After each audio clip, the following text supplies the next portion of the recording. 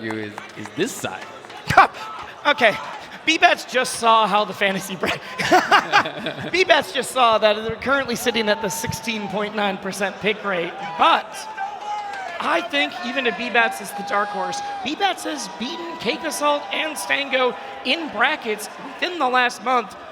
BBatts hasn't dropped a tournament since Genesis, and I don't think you all knew that.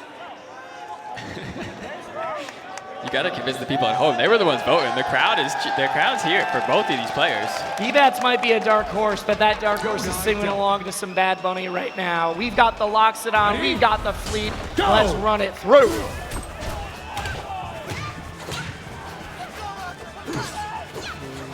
So this was an interesting matchup because not one that we've seen super frequently kind of until Stango, really, has kind of brought Lox into the forefront of the meta. It was always interesting because Lox, according to player pick rate on ranked or in casual play, Lox is an extremely popular character, but a lot of people were like, he's good, he's a little bit simpler, but he just can't do it at the top level. And Stango's like, I think the consistency, knowing that I have certain setups that will always work, is exactly why he's so strong. I can play him in this way and I can immediately start focusing on my opponent instead of worrying about like, ooh, do I have my micro adjustment, do I have my attack? The problem is, Stango also has those micro movements in attack. He is the full threat here. Yeah, but right here, BBatts is able to take first blood and get that first stock off the board. I told you all, we're out of law school time. We're in the summer. BBatts has about 3 to 4 months to prove themselves, and they have not dropped a single tournament since they decided to do so. Yeah, both of these players, honestly, coming into this tournament, we mentioned Stango the one seed, but both of them kind of playing out of their minds. So this is a, unstoppable. Genuinely, if I didn't say that Cake was my pick to win, I was thinking BBatts. I think we might be in for a big Billy Summer. Oh my God! No way! That was just so ambiguous. I thought he had the ledge. Doesn't get the aerial out, and in fact gets reversed for it. If you don't time it right on that special, you are liable to get grabbed. You're liable to be set right back off stage. BBatts has been rocking the mint Fleet since the beginning of this game. The tried and true. A great palette. You got the Don, the Loxodon, the Stango, however you want to slice it. That was so close. Yeah, I was about to say, like, the lead that BBatts had built up was pretty insane. It was pretty insane, and it is now suddenly within 40%. Yeah. It's now within 30%. Before I can what do you want me to say? It's evaporated. Okay. Ooh, that is a phenomenal kill confirm. That back air was so strong, so lethal, so deadly. I was talking about the other back air, but you know what? We got both of them. This match has been dead even this whole time, but they are putting on a clinic back and forth, and it is just time to see who's going to the doctor last.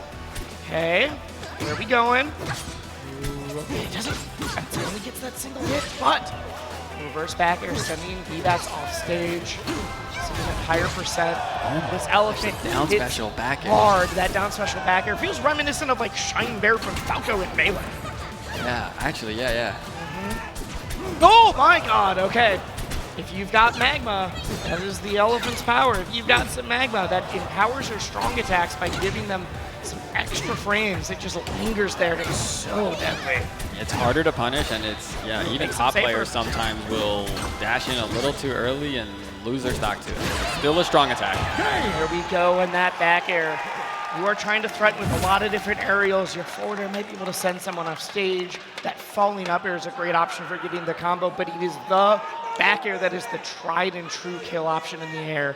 You might get some dunks, you might get some spikes with the down air, but the back airs, that's your meat and potatoes with this character. Yeah, it's got so much range. It's such a strong hitbox. It's really good to do while landing. It's really good to catch people on platforms. People lately have been starting to optimize the reverse back air to find some more follow-ups from it too. You get that reverse hit. Now, both of these characters, we say, in the design world are Trevor characters, right? So if these two are your favorite characters, you can thank Trevor. If these are your least two favorite characters, then can also thank Trevor Yep. fantastically. Yeah. A lot of the characters, we've got Dan on stage here, but Trevor is also the combat designer. He is More like, the gameplay lead now, so new title. we split the responsibilities when it comes to character design now. We're down deep. It gets back to stage. The big charge, not going to do it. There are certain spots where Lox is able to get a checkmate on platforms, just knowing, especially with Magma, you can cover everything. Okay, we're marked. There's a wind chime. Yep, there's the wind chime. It's going to pop, but way high up means that Fleet really doesn't have a way to cover. Good refresh, and he finds the up strong still.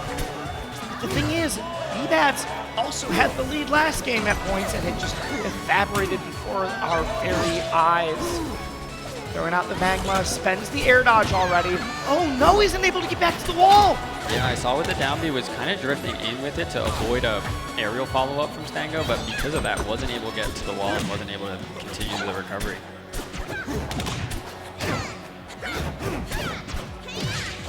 Okay. Dude, Save the jab into the up tilts, that's the classic. the really quick dash to his on Stango there looks terrifying. His axe changes position during his dash, so It really looks very aggressive. yeah, I'm scared. Big charge, that's not gonna kill yet. We're just trying to get down. You saw those arrows. So the arrows that are shining after you hit your opponent will tell them the direction they were holding. And sometimes you'd be like, oh dang, you were scared.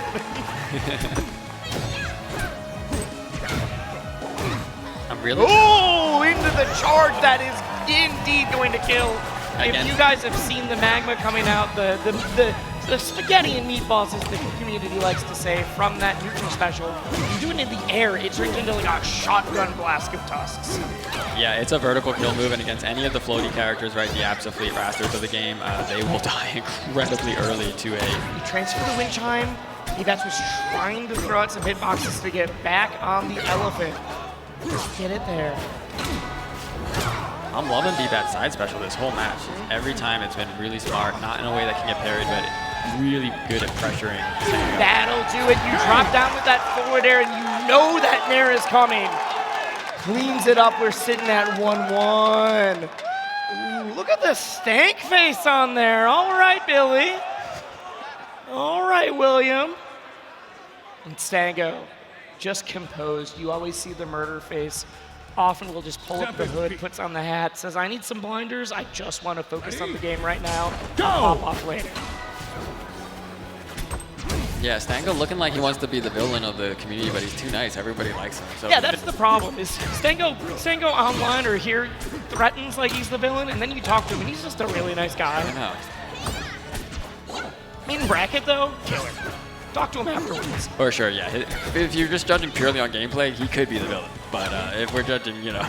Gameplay, the hood up, everything else. It's the rest that you're like, well, all right, turns out you're just a nice guy. Who would have figured? Swinging right now.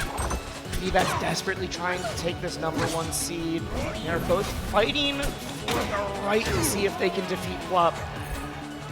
Kind of the final boss of the bracket. Not in grands yet, but sitting in winners finals. That was gross. Yeah, BBatts offstage has just really leveled up as the set has gone on. And then Ooh, that fade back to get to the ledge. Block's not looking like he can get exposed in a lot of areas, right? Even though the players are piloting it, you're still limited in terms of like what kind of tools and what kind of options each character has when they're put in these situations. This is the big, strong, heavy versus the I'm trying to get you off stage, nickel and dime you into something I can give you early. That's not going to kill yet, but that probably would have. And that will. Could have just hung on ledge. His back air is much cooler. Sometimes you're a little unsure though. Yeah. I like that could hang on ledge, but maybe they're going to be able to get back up. Wind chime's still there. Doesn't time the invincibility to get up well. Now BBatts starting to go for a ride. We're dropping down, tries to get that forward air into the Nair extension again, doesn't find it, and he's getting sent off stage for his troubles. Wow, just gets the grab out of that? That's nuts. That was just pure movement. Oh my gosh, the jab there. Surprised me. Nair, one more. This feels so even until you send this elephant to the blast zone, though. That is a very split nation. Okay, times it well again, but doesn't get to tech chase. Yeah, not quite at the edge of the platform, right?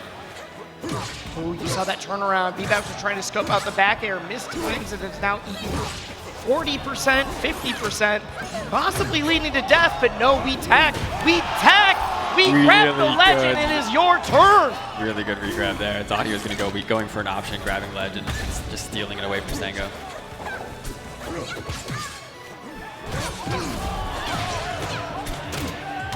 Wow, this combo. 33% off of that up B attempt. Just the smallest openings that they nick in. I mean, they go as far as they can. That will purple, which means it is guaranteed, it is confirmed. Is still isn't safe. That's what's saying, until I win, job's not done.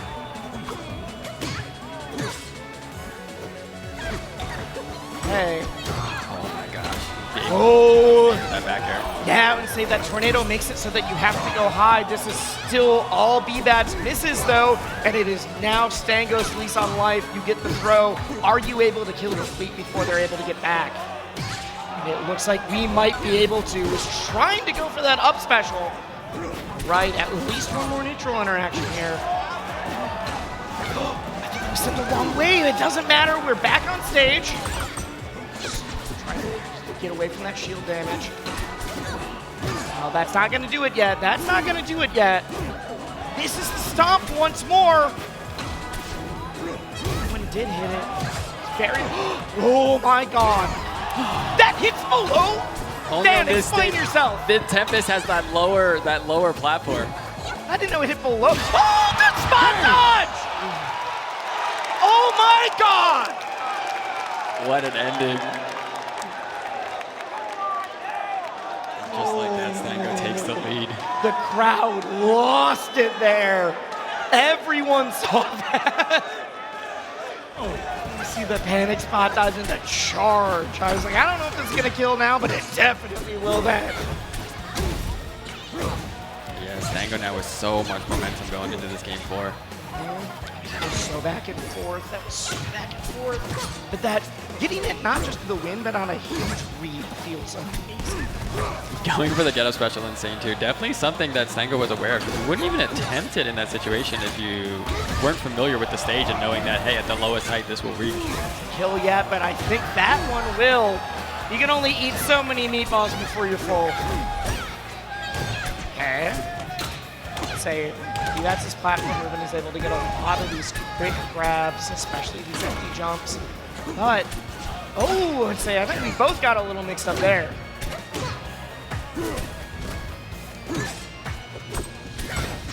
Alright, Stango getting something started. This is all from that F-tilt. Jab and F-tilt game with the elephant gloves. We have to go low because of the tornado, but it is now Stango that's sending BBatts off stage. Okay, let's see here. Tornado, oh my god, oh my god. That almost killed us. Yeah. BBatts going really deep, kind of having to at the deficit.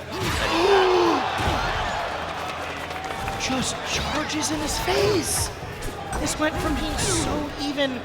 BBatts had him dead to rights in the last game, and now Stango's up 3-1 in that, and it's going to 3-stock. BBatts says, I'm #1 seed for a reason. Let me fight Plup in winners finals. Top level player, there's a lot of people been like, yeah, I got a couple stocks, or I got a game, and then they get demolished afterwards. They get 3 stocks, they get wiped. Mm-hmm. Yeah, I've had that feeling where playing a player a good bit better than me somehow managed to take game 2, and then it all goes away in game 3. Turns out, being a good player, part of that's being able to adapt fast. We're looking at the stages right now. Godai Delta. We're going to Godai Delta. Plup remaining on the Orcane. We got the plushie here. And we said that we knew what character Cake was going to play. This wasn't that character. All right, I lied. I'm sorry. You did lie. We thought we were going to see Forsburn. This is a fleet. This is a callback to the beginning of Rivals 2. Yeah, so yes, early days Cake. And we have seen the fleet for certain matchups, but I didn't know Orcane was one of them. Yeah, I was not expecting it for sure. So it might, depending on how this game 1 goes, we might see the character counterpick wars happening in this set. I mean, Plup has played 3 different characters just in this bracket. We've seen the Maple, we've seen the Arcane, and we saw a surprise Lorena. It's actually who he used to beat Quattro after dropping that game. Cake is usually the Forsburn tried and true, hasn't played as much Fleet since dropping the character a bit, but uses it for a couple of those pocket counter picks. Yeah, and he had been playing it in doubles as well, so it was usually born for tournaments if he thought he needed it for certain matchups, but at EVO, you know, it's just the singles event, and I'm surprised that we're seeing the Fleet this late, especially in the bracket. Ooh, finds that side special. Tornado doesn't need it, but does get back to the ledge because of that. Somebody just sitting a little too close to the puddle. I can't believe how close the damage is already. Oh, well over 100 in there. Plup able to close out the first stock. Here we go. Really cool use of that get-up attack there to kill. Honestly, destroy yeah. the tornado and still have time, like surprisingly still have time to get the shield out before Cake's aerial punish there.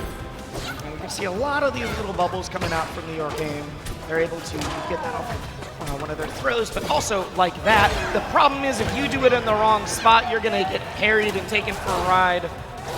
Gotta be smart. He gives us a huge trap. You put out a bunch of these little tiny projectiles on stage that you are able to use to close that positioning. But if you do it in the wrong spot, you got it. It's a free parry, yeah. I know I've been playing a lot because I anticipated not just the pop, but the parry at the same time. So there's a lot of situations in Rivals where you've seen it enough times and you can kind of, you're anticipating and adapting at the same time. Now, we've explained the Water Dog a little bit. We've also got Fleet, the Archer. Power of Wind, one of the things she's able to use, empowers her next arrow attacks. As I say that, she's getting blown up off the top. But if you see that chime go off, if you see her glowing, the next one will put down the wind chime, and that will pop the person up a couple seconds later. Being said, you can transfer it back to the opponent by hitting it. Tries to go up super high with that up air, doesn't find it. Yeah, Fleet's aerials is rarely what makes her such a notorious character, and here with the edge guarding as well. It's like having that float, having that disjoint, and having like all our aerials have uses. So here we see the Nair able to close out that stock. That's a guaranteed kill. That's why it's purple. I was going to say, I just realized we never explained the purple screen. It means it is a guaranteed kill. The game has decided there's no way for you to live. Yeah, no matter what your DI, there can be something in the way. Yes. So if you got like a bubble, you got a crack pillar, there can be something that blocks you, but if no DI will save you when the screen turns purple. You can control what we call directional influence. You can choose a little bit of the direction you get set when you get hit. It's one of your strongest defensive options. It's going to get you out of combos earlier, but it's also going to prevent you from dying. The thing is, that's the mix-up. If you hold it the wrong way for one, you actually die earlier. Okay, we get ledge. Trades there. Lines down. That down strong came out with the confirm for the down air. The down air was tricky because he didn't hit fall on the first one, and he waited for like 2 and then fell, and I was also very startled at when they were going to hit the ground. So really, yeah, a little tricky. That's the point. We're trying to make it tricky. If you know, then they're able to defend against it. Yeah, and able to close out that stock. I saw a lot of the back airs come out, and you know, Plup was kind of just happy to get the damage. Obviously, the sweet spot would have been great to close the stock, but you're keeping your advantage, and then he was able to set up the down air down strong to close it out. So we are still seeing Fleet. Yeah, I was Just very. If we go down 2-0, do you think the force wins? Well, I mentioned the counter pick wars, and I said depending on how this set plays out, we might see it. In my head, I was thinking if Cake is how I think the counter pick wars would go. I was imagining that we would see Plup go off of the working, because that meant the Fleet was working, and then we would see Cake go off of Fleet. Yeah, and then you start getting the rotation going. Yeah, in this matchup, I wasn't sure what we would see if Plup won. I think Plup at that point would stay working until he makes the force him off, right? That tornado covers so much range. Knows that Plup has to go low because of it. Covers that monstrous down air. Okay. Get the back air out. Plup's able to get to the ledge. Can't find a great footing off of it. There we go, though. Oh, and we land right on the puddle, which means you're able to continue it.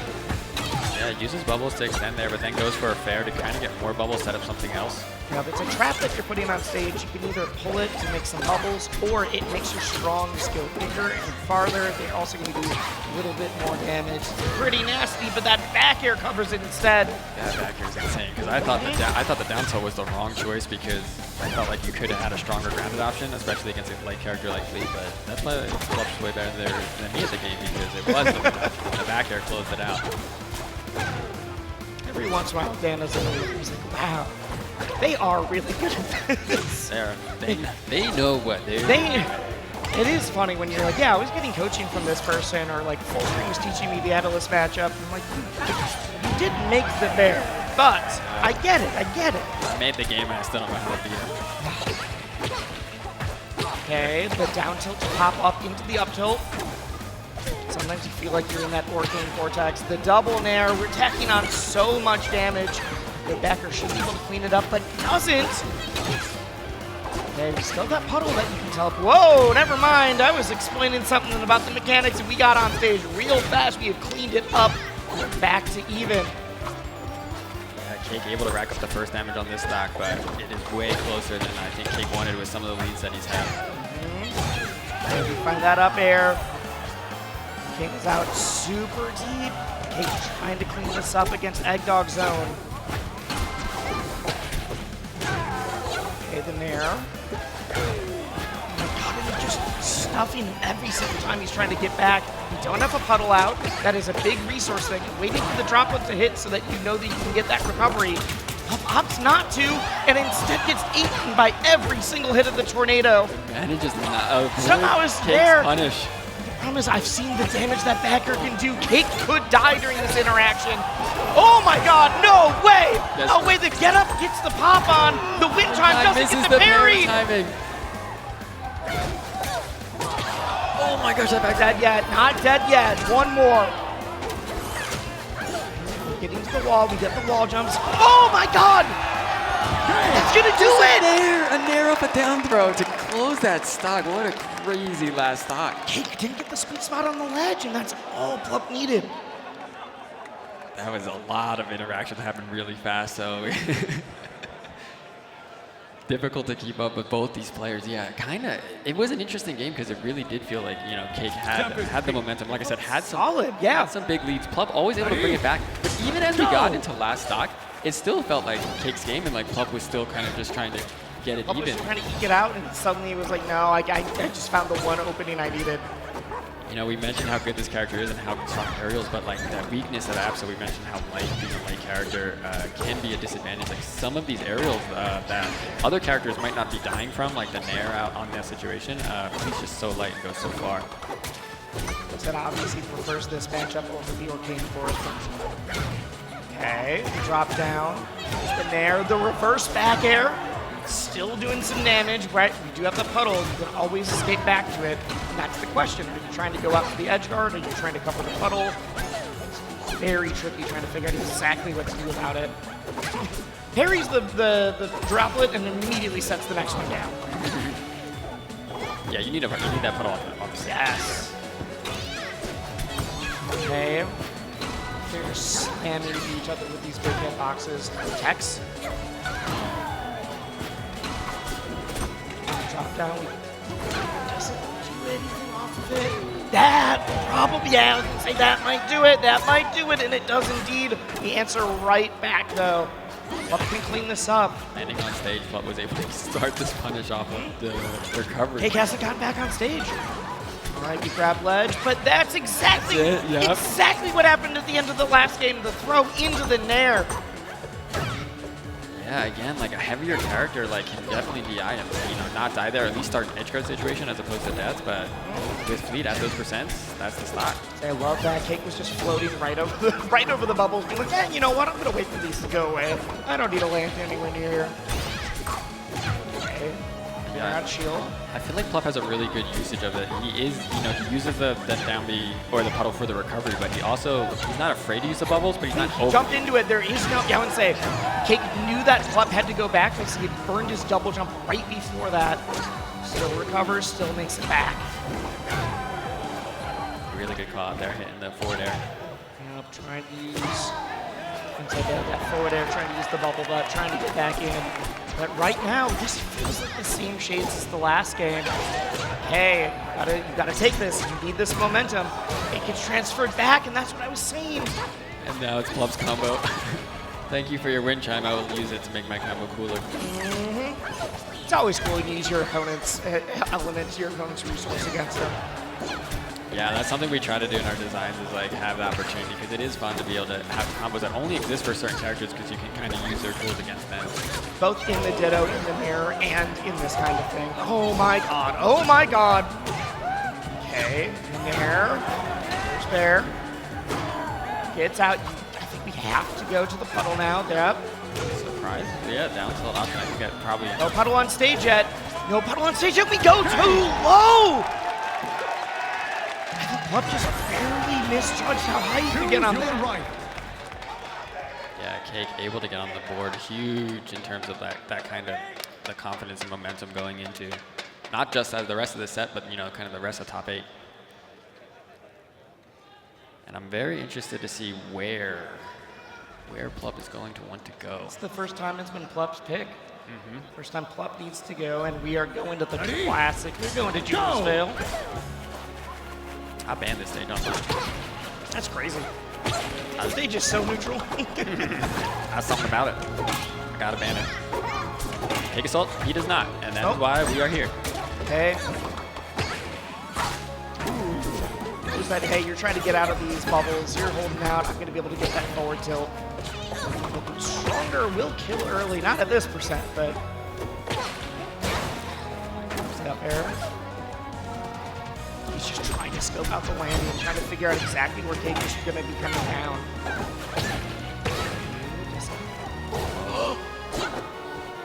Plup is scaring me how far. Even though Cake is the one at high percent, Plup just keeps going for these super risky ones. But you know what? Oh my god!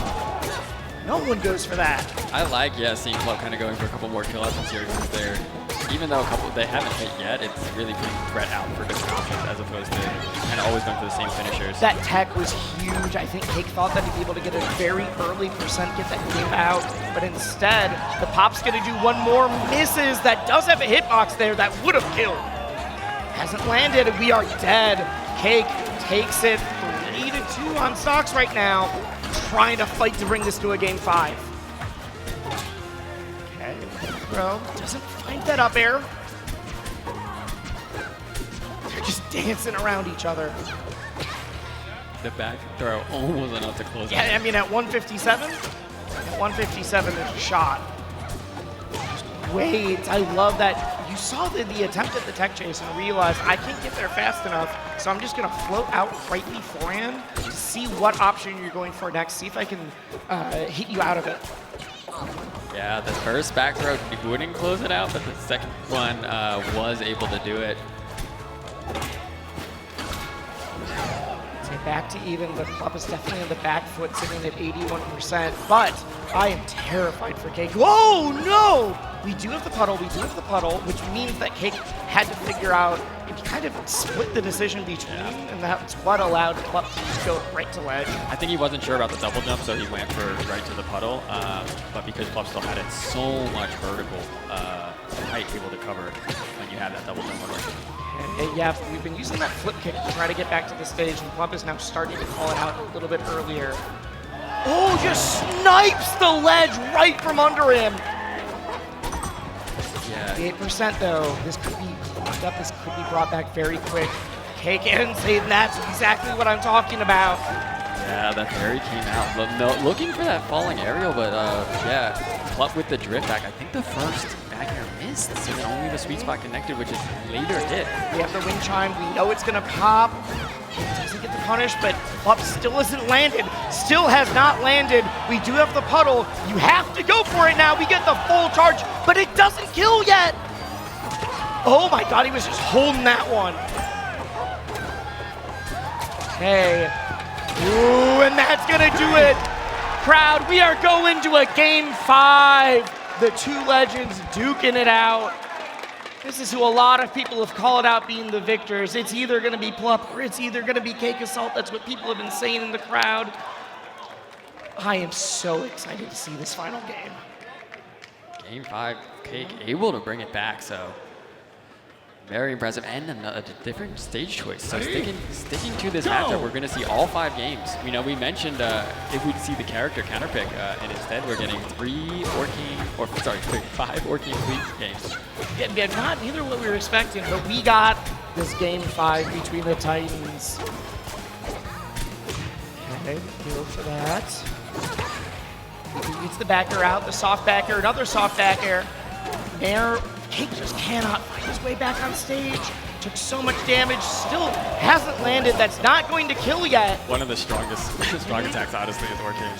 Strong attack, feet's pretty light, and that's scary. Not quite enough percent.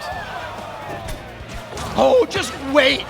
I don't know if there's anything scarier in this game than Plup just waiting. Yeah, I was terrified. And there we see, so yes, when certain characters land, Fleet and other characters do have a lot of recovery on their up special, so when you do force them onto stage, if you have a fast enough strong attack on the ground, a lot of characters have a down strong, and there we see it there. It's a great way to close out the stock. Ledge dash, down strong. They just whiff right next to each other, second whiff grab. Got the pop. That means that Cake knows we're going to be able to get something from here. The double chime. Yeah, Plup able to survive most of it, but did get a good amount of damage in that exchange. Okay, we drop down, we get the nair. I don't believe, yeah, there's no puddle on stage. That means we're too low. Evens it up 45%. That does mean we're getting close to some of those ranges where maybe CC or Warhawk aren't getting quite as impactful.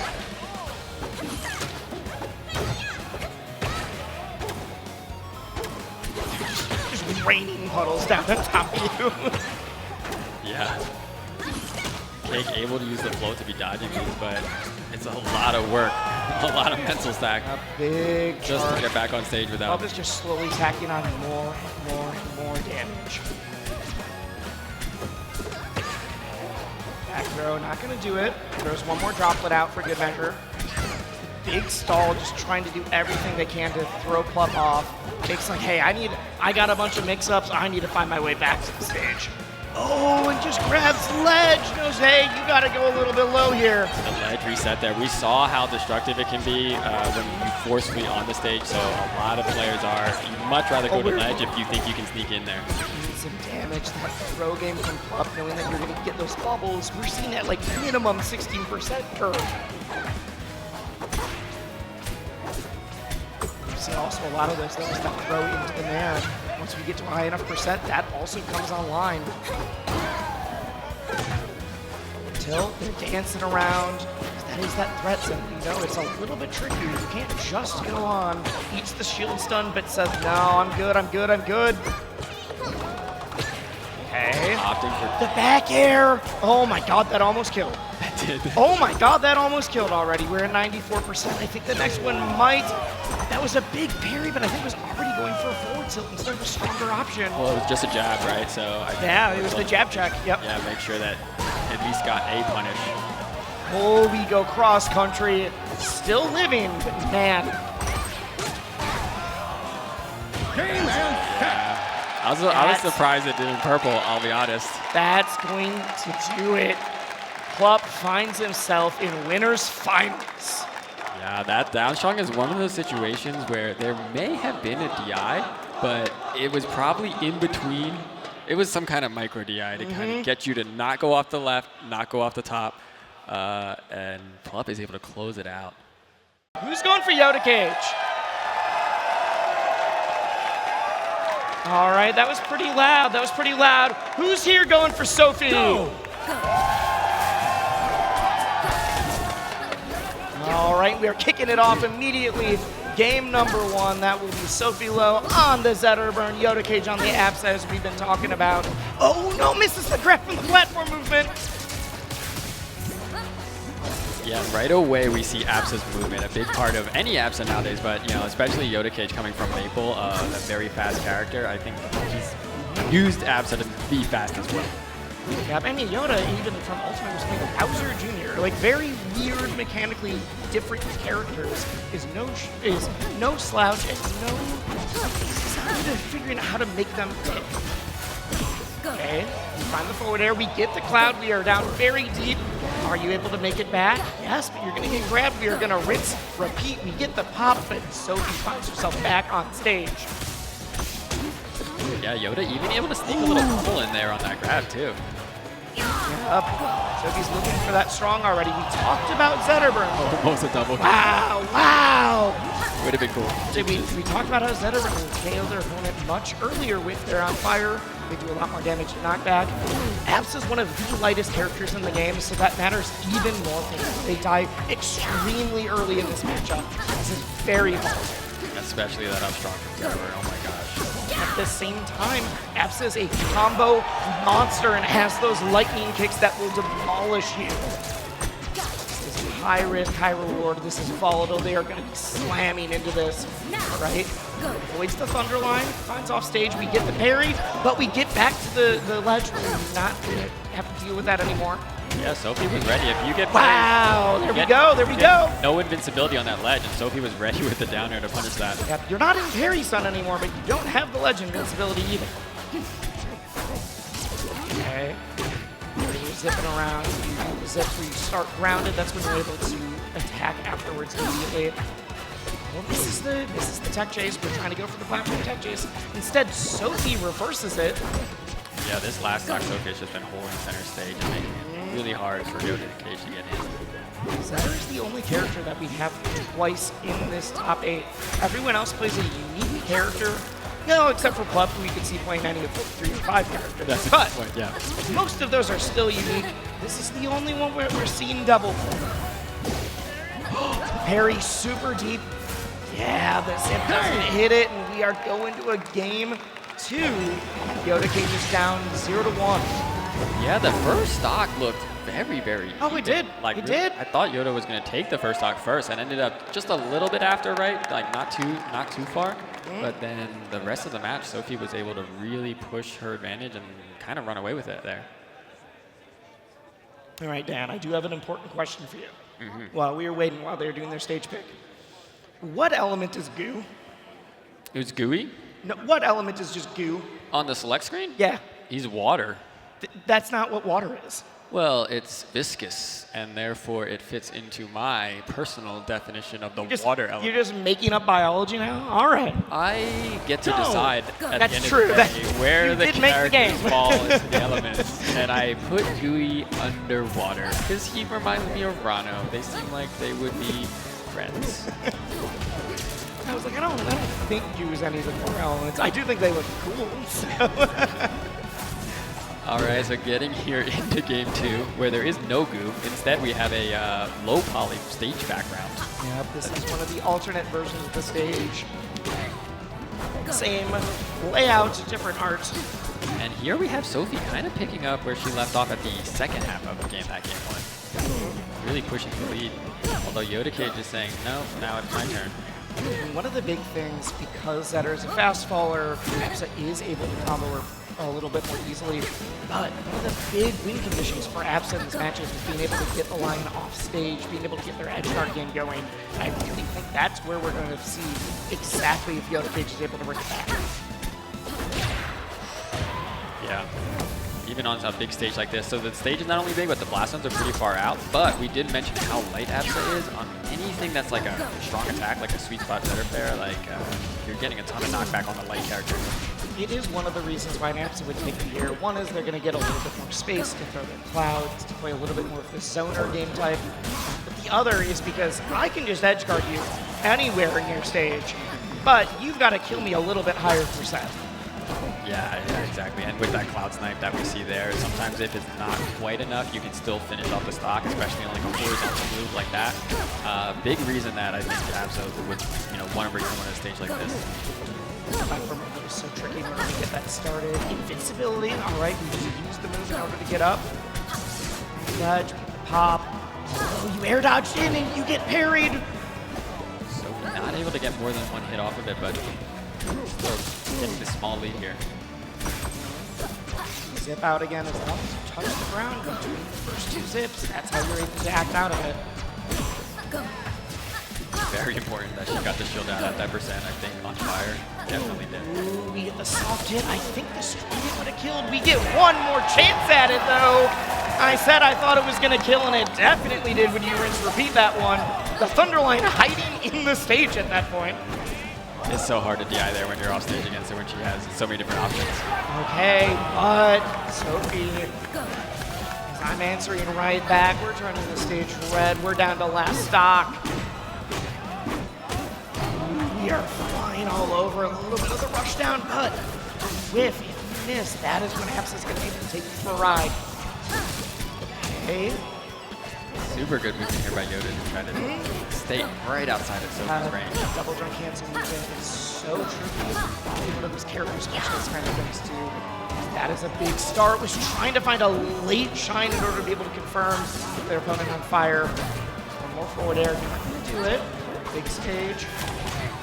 Okay, they're on fire now too. They're on fire now. Like second time it gets grabbed. Are you able to clean it up? No. Oh, we are just staring and shield at each other. Okay. Oh my gosh, definitely the most tense part of this set so far. Oh, the tech chase into the nair. No way. One more forward air, but we are so deep. We get the wall jump. The cloud reverses, but Yoda Cage can't finish. Okay. One more forward air would have done it. That was a match. No. Hey. Honestly, they're that kill percent. Whoever's able to get their opponent off stage. Forward tilt. Forward tilt killed on Fire Capital. Forward tilt. I mean, at that percent, I get it, but on that stage, I still was surprised. 164, but that's not a kill move. Oh my gosh, you're at that. They were at that time when any hit was good. Any And hit. you're probably holding it because you're trying to dash away. You're holding out. Like, oh my God, that was so stressful. And you know Yoda really needed that momentum. Yeah, huge win by Sophie, able to kind of clutch that out at the end. But it really, there was like a good 30 seconds at the very end where it, not only was it anyone's game, but it really felt like there were hits landed, right? It wasn't just like everything was shielded or everything was dodged. There were some hits landed, but just not enough to close out the stock. And you saw, even though Sophie's up 2-0, she was taking that time to breathe. Just like, I need to close my eyes. I need to reset. I need to make sure I'm playing my game in my way, that I'm not overthinking the crowd, that I'm not overthinking everything going on. We are going back to the low poly Fire Capital. Honestly, this was so close to being a Yoda Cage game. I get it. I don't think the stage is what made the difference. I think it was all about the two gamers we got on the stage. Yeah, I think going back to the stage was smart because I think Yoda Cage was able to... No way! Put some extra sauce on that charge. Oh my God. Yeah, that huge call out, and like we said, like honestly didn't even need that much charge because of how late this character is and on fire, but just putting. I mean, you'll take it. You'll take it if you got to call out that hard on the get up. Drops down. Get there. Not getting the grab out of it yet, but we are getting some of that damage on the board. Is that Sophie's already gotten F's up to 61%, 63, 64. Yeah, Zedder has so many quick buttons that like coming back is super hard because you have to be frame perfect on a lot of your punishes or you're going to get shined, you're going to get jabbed, you're going to get one of his many different fast options to interrupt you. It's the last game felt so back and forth. This already is feeling like Sophie is slowly pulling this from Yoda Cage's grasp. We've only had that one stock. We are now getting lapped. We are about to. You are going to be able to get back, but you got to make your choice. Forward throw off stage, Cloud to block, but he just keeps missing these. Sophie's choosing so many phenomenal options on recovery and reverses it too. Not only am I getting back, but you're eating a forward strong for your problems. Yeah, that parry was like a good call out, but Sophie going for the forward strong, a slower option, and was able to. There we go, the Cloud Snipe. We need to see Yoda Cage getting some of these edge guards. That's a huge stop. Really making a difference. Back on stage. Okay. Trying to deal with the pressure, but gets grabbed. Big call out from Sophie. All right. But okay, we are just throwing our projectiles at each other. One person's gonna win out. The down strong descent off stage doesn't do the cloud pop right away. And Sophie just keeps the phenomenal job on getting those techs, getting the edge guards, but that being said, Yoda's doing everything they can, everything he can do to try to send her off stage, and it does not matter. She finds her way back.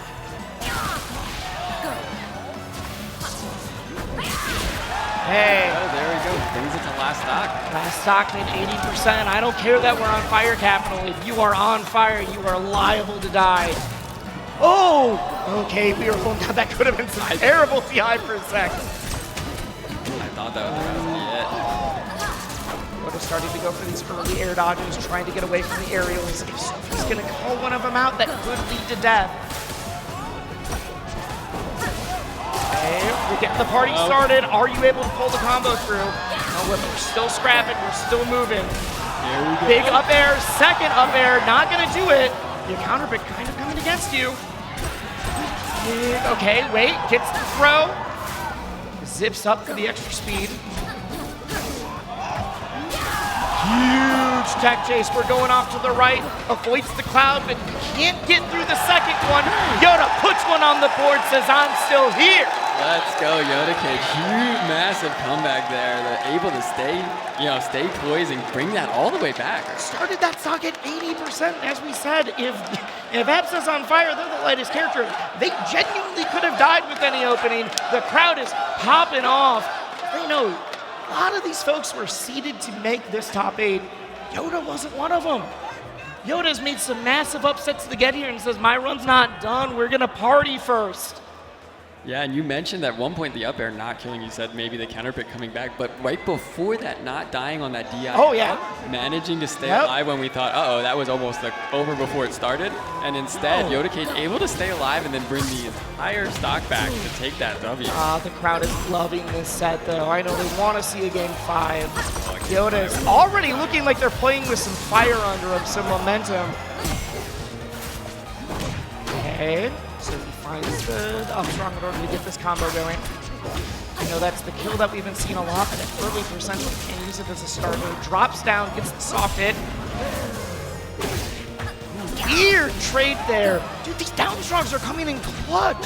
Yeah, we're seeing a lot more success in the last 2 games from Yoda Cage. I think I saw some attempts, but definitely... That's not it. But we are now making this much more difficult. The drag down air into the down air. Oh, Yoda, you can hear the crowd popping off. The crowd is there definitely on the Yoda Cage's side right now. Ooh, it's kind of playing with their food a little bit, but still cleans it up. Yeah, only 4%, so not much at all. Oh. Tricky movement. These nairs are coming in clutch. Epsis nair. It's a great combo breaker move. It gets you out of a lot of tricky spots. Oh my god. Oh my god. We almost ate it off the top. It super early. Yeah, that Epsa weight coming in. And again, yeah, see, look, only 94% after the combo, but that's fire and up strong. Yeah, that was 94% after hit. Yeah. Zipping. Doesn't find anything, but Sophie's now starting to put on this pressure. It is struggling to deal with some of the faster frame data between the shines, the aerials. Sophie's mixing up the timings on them too, though, because you can't crouch cancel, you can't shield or you can parry, but you gotta choose one. Okay, up top. What is still in the fight? Knockdown is big though. Yoda getting a lot of mileage out of just a regular get-up attack. Oh, the spot dodge call out! The down strong Sophie takes it 3-1.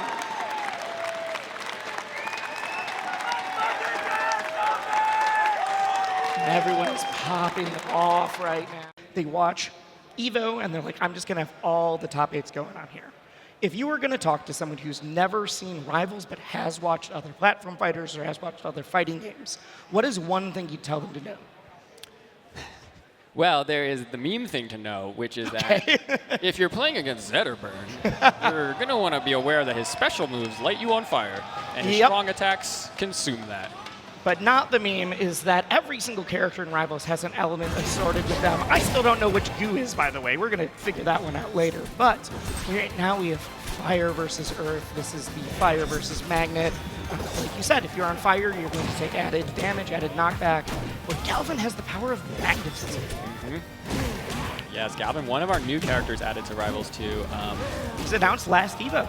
Yeah, kind of meant to be a heavy. In my mind, he was like a Crag 2.0, a sequel to Crag. Also, his futuristic design lays that. The way he plays, you'll see with Sandstorm, is very much not necessarily what we expected. He's an off-stage terror, both recovering and getting back on stage. And Sandstorm is one of the best at kind of pushing that advantage. Sandstorm actually was playing a different character, Olympia, for most of the season. Switched to Galvin more recently, and it's popping off. But as we say that, it looks like Beastly is going to carry that stock. We are back to even, 0 to 11%. Yeah, huge combo there by Beastly, and closing it out. Like, that's what Zetter's really good at. The strong attacks we mentioned when you're on fire, it sends higher knockback, so you can end combos with kind of vicious KOs. Yeah, your goal as Zetter is to try to get them, your win comp is to get them on fire right before that strong attack. Who gets the drill, gets the back air. That's the things for Galvin is being able to get their opponent into an offstage edge guarding situation. That's something Sandstorm is definitely trying to opt for. Air doesn't come through. Ooh, parries the... Oh, wait. Okay, the upper strings. We got 1, we got 2. Drops down, misses the back air. Yeah, no. Ooh, and a little bit of the opposite. We see, yeah, Galvin ended up losing the stock offstage. Missed the back air and then paid for it with his life. Because Beastly is no stranger to being on this big stage. Sandstorm's been on it for both Rivals and for Brawlhalla. But no one's ever been on a stage quite like this. This is the largest stage you can get in fighting games. Yeah, the biggest stage yet for Rivals players, that's for sure. And I think they're all excited to show that they have not the nerves of what it takes to play on a stage like this. You say yes. They literally don't make larger stages. You know, I think next year they're going to have to make a bigger one for no, I'm just kidding. This is the largest screen you can rent in Las Vegas. It's a good stage. It's a great stage. Ooh, gets the tech chase. The regrab, the forward air. Doesn't die yet, but we're looking at 105. Okay, cleans it up. Get back to stage. What are you going to do with it? Yeah, Beastly kind of running away with this, but the way every platform fighter works is comebacks are always on the stage. Ooh, I think he was trying to combo into the drill that he set up earlier, but instead, Beastly takes that with the forward air. We've got game 1. That down tilt sweet spot sets up so nicely. A lot of options for Zetterburn. All right, and now we're looking at the stages. We've got the starter stages on the left, the counter picks on the right. Only allowed to choose from the left ones for that first match, and now we're going everywhere. Where we go? You're on Rockwall. Yeah, pretty interesting choice here by Sandstorm. I think the forward air, right, on Galvin being able to have that close even earlier, right? Zetterburn is explosive no matter what stage he's on. He's kind of always finding KOs, so... Yeah, but the close blast zones here make it extra scary. Yeah, for sure. Just leading to the grab. So we talked about Zetterburn's kind of like passive, but Galvin also has one with his... You can see on his armor. When he's red, he's kind of like not powered up, and then when he's silver like this, he's galvanized, we call it. Hey, you're never going to guess with the name Galvin what that mechanic is called. And when he's galvanized, he has more options. His special moves have more properties, and some of his attacks will leave a drill on the stage that he'll use to knock opponents around. You only get that power up when you have landed a hit. If you get hit, it goes away. So it really is this option that rewards aggression and rewards maintaining neutral, not just winning it once. If you're on the defensive, you're not going to be able to use those extra, like the stronger attacks. Even that platform that we've seen him been able to make with his up special, that only works if he's the one who got the hit. Yeah, and it's interesting that these two are the first two we're seeing, because we tried to make Galvin's a little more simpler. It ends up playing out complexly, but the idea is simple. I mean, we were inspired by Zetterburn, and they are trying to get some more mechanics that are straightforward in some regards. It's one of those, like, you just got to hit it, it just works. You're not doing the resource management quite as much. Yep. If you're playing well, it's going to power you up.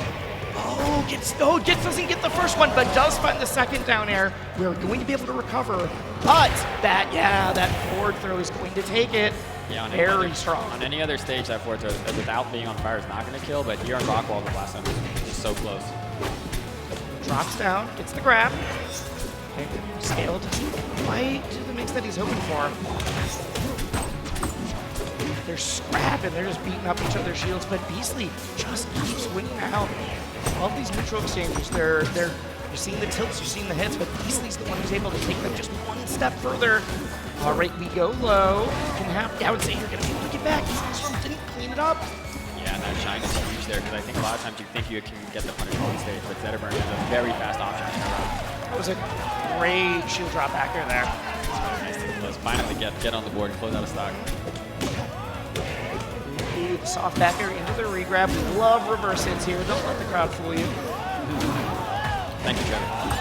I'll always thank Trevor. I love him. Oh no, oh no!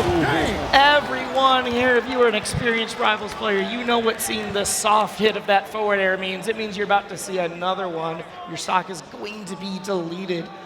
Beastly is up 2-0. Now, because we are in top 8, we are in best of 5 territory. Yeah, I was wondering, as Sandstorm, like you mentioned, kind of playing Galvin now and has been playing Galvin you know, for a couple months. Basically, he released 6 months ago now, so maybe a little bit longer last fall.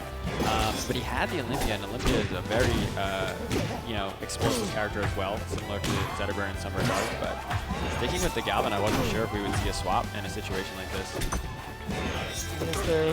From talking to him earlier, I believe that the Galvin is strong and the Galvin's more consistent for him. He feels like he's able to play just a little bit more consistent with the Olympias. Not high risk, high reward, but like if you're feeling like you're playing off a little bit, she's liable to just get blown up. Yeah. Ooh, finds the route right into the strong. Shine strong works any day of the week.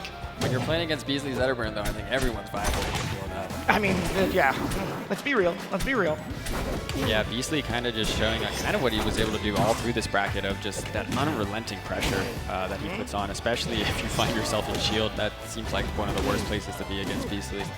Okay, grab, refresh, drops down with the next back air, but misses the forward air. Does not matter. Cleans it up. We are back to even. The thing is, Sandstorm's been playing on the back foot most of this set. Hasn't really been able to get a stock lead or even a strong percent lead. If he's able to get one on the board here, I can see the momentum start to shift. That's where he needs, but he doesn't find the Lion off stage quite yet. Yeah, but I like this. I like this pressure he's doing and keeping center stage here. It really feels like he's playing his game right now. Sets the drill up. We're going to see that come into play later. It's always nice to set your tools down. Ooh, oh, I thought he was going to go for it. They are playing so patient. Into the drill, doesn't hit the forward air. There's a couple of those near misses.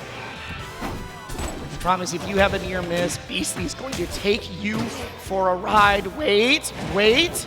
Get one more drill down. Those are scary. They only work if you're in hit stun though, so the Galvin has to hit you into them. They are not just passive items, passive traps. Oh, there we go. Set up There's one. There's Goldberg. 2. Are we gonna get the 3rd? Not quite yet. Beastly clears out the 3rd one and then closes the stock, so shuts down that drill game. That is his game plan. He's trying to get you on fire and then trying to use that fire with the strong. Okay, cleans it, just taps him. Thing is, Sandstorm needs to clean this up. It needs to clean this up fast. Oh, the drill knocks him down instead of the backer sending off stage. The one time you didn't want it. Yeah, I think the back air, he would have much preferred just a regular back air. He would have died if it was a regular back air there, and that's going to do it. Beastly moving on with a clean 3-0. BC in the Forsburn, which is what Cakeassault not only known for. Not even known for it. I would say Cakeassault's Forsburn kind of why some people know Rivals of Aether in the first place. Well, a lot of people know Rivals of Aether because he popped his shoulder out of his socket. Oh, that did also happen. I would say that did. some people do know it from that, but I think a lot of people know it from Genesis 5. That made it to TMZ somehow. Anyways, Genesis 5 with the Forsburn. Look at the crowd right now. Everyone's looking so nice, but we are flying into game 1. We said that it's Cakeassault on the 4s, Sophie on the Zetter. We explained a lot because we've had a couple of the Lions, what that Zetterburn does. Dan, explain yourself. What is this hyena doing?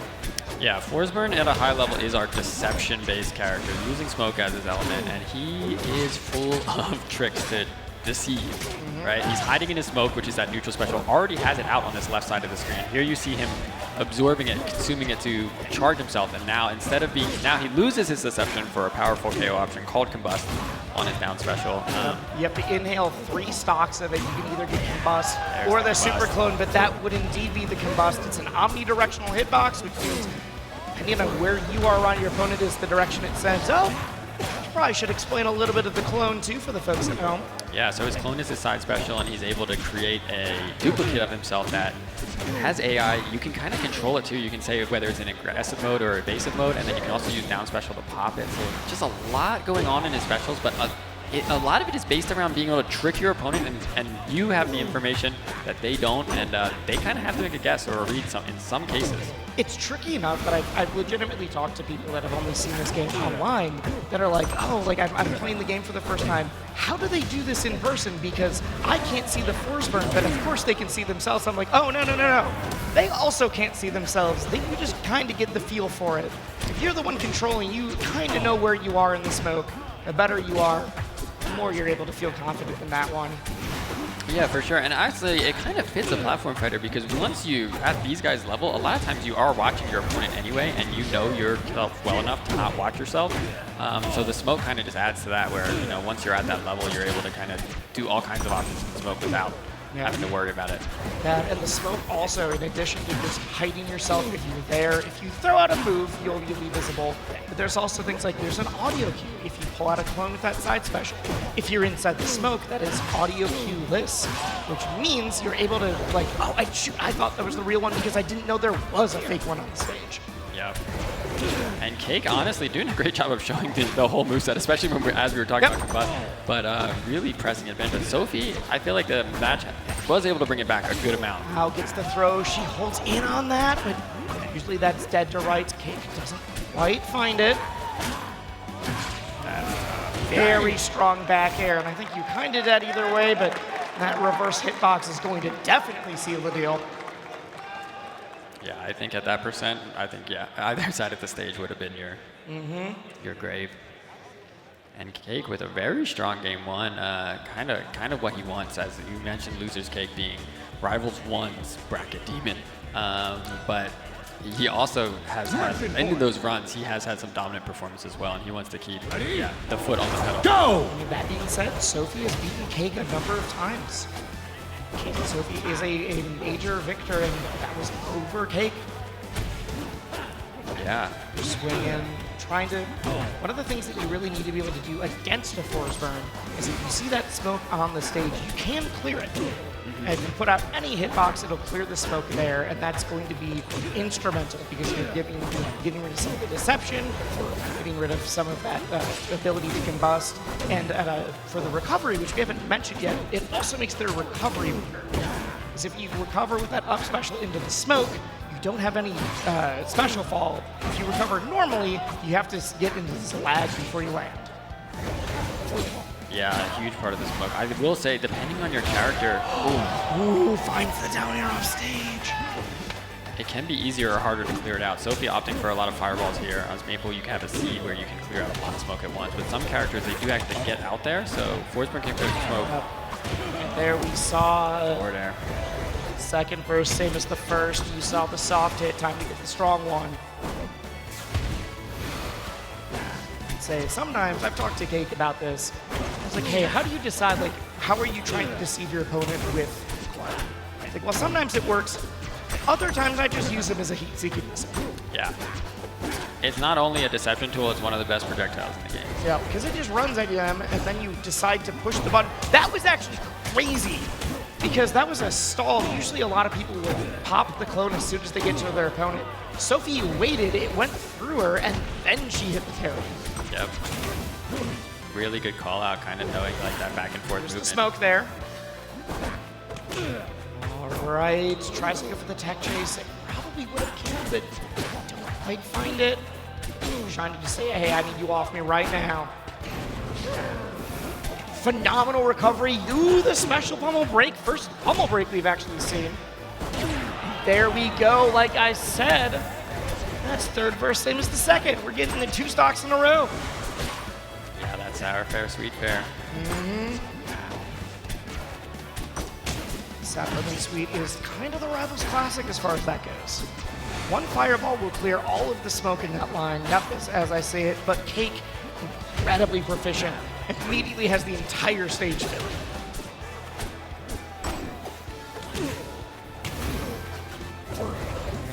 Drops the clone off stage. Probably thought that Sophie wasn't able to quite make it. I cannot believe that kill. I was not ready for that. And now we got dead even for this last stock here. The thing is, while Sophie has won some huge tournaments in her own right, Cake has been here before. Cake has won on every single stage we've thrown at him. Only one has been Evo, and it is now his chance to put one more in the victory shout. Gotta go through losers first. Yeah, caking a ton of mileage out of it. Just a little bit more disjoint that Forsberg has over Zetterburn with that dagger. Ooh, Sophie calls him out for trying to get neutral special, gets the smoke out a little too early, lands on the platform. Ooh, the shine into it. That was such a good combo, but not gonna kill, not quite yet. Clips him out. Because we're able to go to the cloud, we're able to get back. That cloud is the only reason, but then whiffs a grab and gets forward aired. Sophie brings it to game 2, evens it up.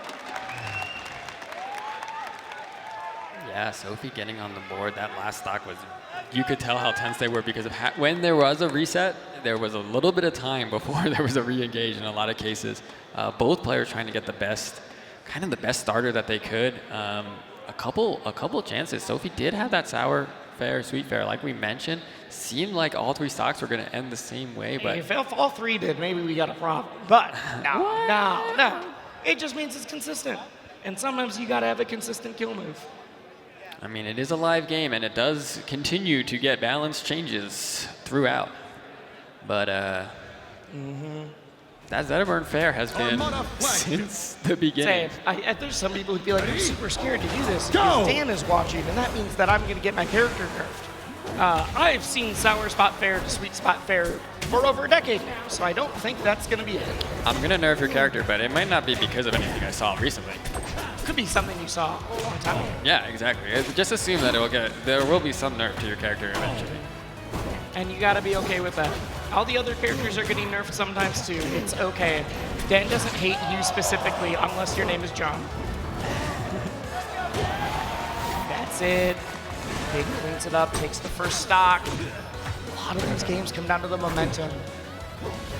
It's so much easier to keep the pace than it is to have to make a giant comeback.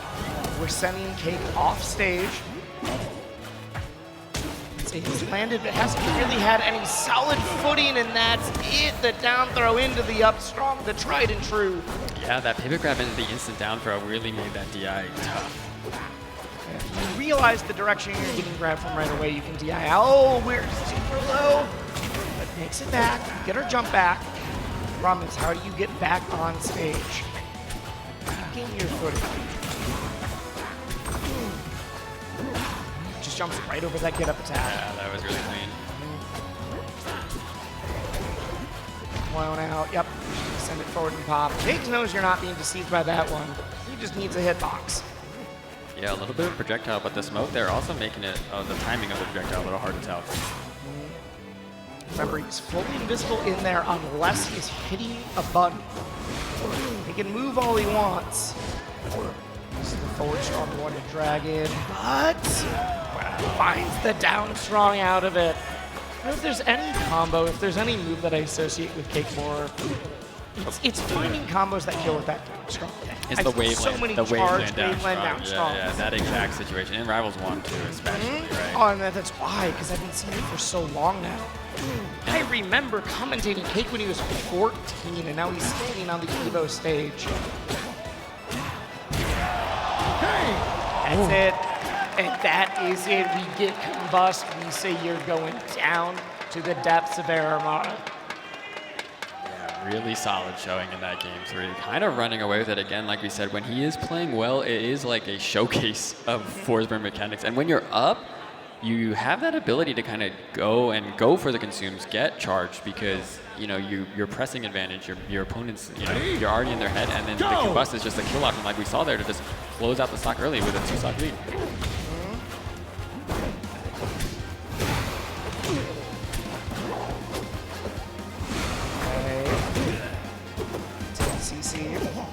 Yep, there we see the counter. Forthburn's Cave is the first part is one of the biggest strong attacks in the game, but luckily you can always CC a floor hug, it hold down to kind of get a shield and get another option out. But that is a 2-part strong attack, so you're going to see Horseman will throw out that cape, and that first part drags the person in. Now, if he does the strong again, it throws out the dagger, and that's the kill move that sends out. But the only characters that can do, like, all right, I'm going to do part 1, and now I'm going to do one of my tilts. So I'm going to pull you in and then down tilt, or I'm going to pull you in and grab. Like, this where it gets really, really complex, because he's now not just comboing you with his normals, but comboing you with the cape. Yep, and it's like a cloak and dagger kind of inspired gameplay there, where he's got that short dagger in his cloak, and he's using both of them for. You guys weren't being that subtle with the character design for that one. I mean, it's just cool. Oh no, it's cool, it's sick, I'm glad, but it is very funny when someone's like, I don't understand the smoke. I'm like, well, he's got a cloak, he's got a dagger. They made a cloak and dagger character. Oh, I get it now. That being said, I think one of the coolest characters in Final Fighters does so many super unique things, even outside of the specials. Yeah, for sure. Like I've said it in Rivals 1, he's one of the designs like I'm kind of most proud of how it not just came out from like a a gameplay level, but especially tournament play. Yeah, I think both. All right, just forward throw. I love how long she waited before just doing the forward throw. Really just not sure if the percent was enough for it to KO. Yep. That forward throw, in addition to the strongs that all get stronger if you're on fire, that forward throw also becomes a kill throw if you're on fire, or if you're just really high percent. Yeah, it's already one. Yeah, a little bit. Yeah, without fire. But I mean, interesting there. I wonder if like a normal pummel first would have made the would have done enough. Enough percent for that to have been a kill throw even without fire. So you kind of have both pummel options as a way to close that out there. Sophie got clipped off stage. Cake tried to make the most of it. Parry, big parry, but doesn't find. Wait, never mind. Make me eat my words. Keep the edge guard. Keep the flow chart going. That's some Rival 1 habit with the plat drop aerial out of the dash. Sophie just calling it out with the parry there. Followed up air, confirm into that forward air. Forward air, not like a huge hitbox. It's pretty stubby. A lot of new people are like, it just doesn't feel great. Wow, finds the back air there. Really good aerial placement on both of those. I was going to say that forward air. People are like, well, it's not great. And it's like, yeah, but if you hit fall it, it links into literally whatever you want. Yeah, for sure. At low percent, it's deceptively really good because it's so good at extending it, Okay, we are high enough to be able to get back to the stage, which is why Cake said, all right, I think you're going up. I think you're going up, and I don't think you're getting back. One more for the road. We get the up tilt. Can we find the back air? Oh, no, she escapes. That combo was so close. Nair 1 doesn't do it. All one combo. One more. Oh, if that back air had hit. Because of the smoke there, that is why Cake was immediately actionable. Wow, all right. I have seen Sophie do so many 0 deaths. This is 100% possible still. This is how it starts, but you get clipped out with the forward tilt. There's so much smoke, you're getting choked. Even if you are not winning, and you're not technically losing neutral, you just can't see what's happening. Oh, like that! You had no idea it was there! We dropped down with the clone! Is that the real one? It is indeed! We don't find the back air, we find an up air. And there we go. We knew that's what he's trying to find. That is game and set. Cake is marching on through loser's bracket. This might be a loser's cake tournament, Dan.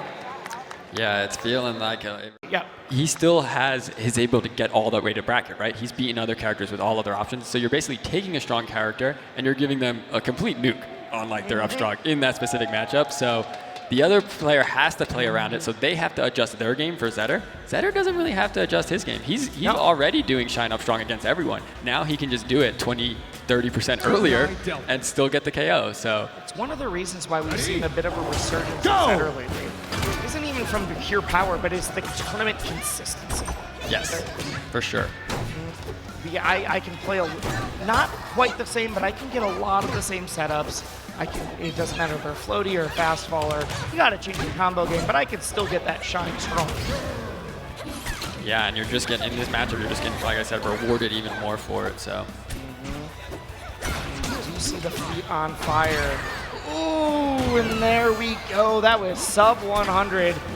This is a very, very low ceiling. Yep, yeah, the lowest ceiling of the starters for sure. Yeah, I'm a little surprised we started here because of it, honestly. Yeah, I mean, Fleet does have some options, right? Being able to kill with up air as opposed to just it being an aerial is nice, but... The spacies, the fast faller, I feel like Zetter's just going to be so much more consistent with that. Yeah.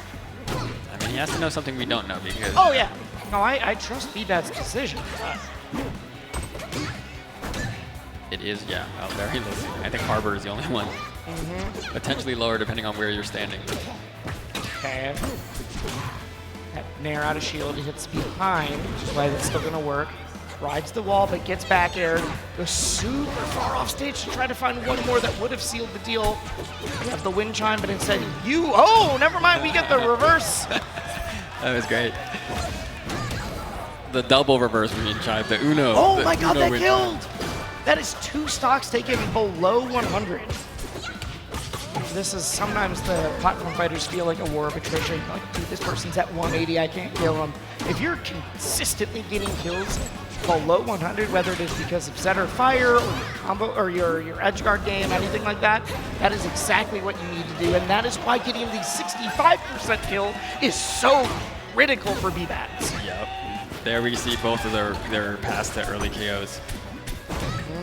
It's going to be Fleet off stage and Zetter on fire. Oh my gosh, the fire just ended. Yeah, if that was on.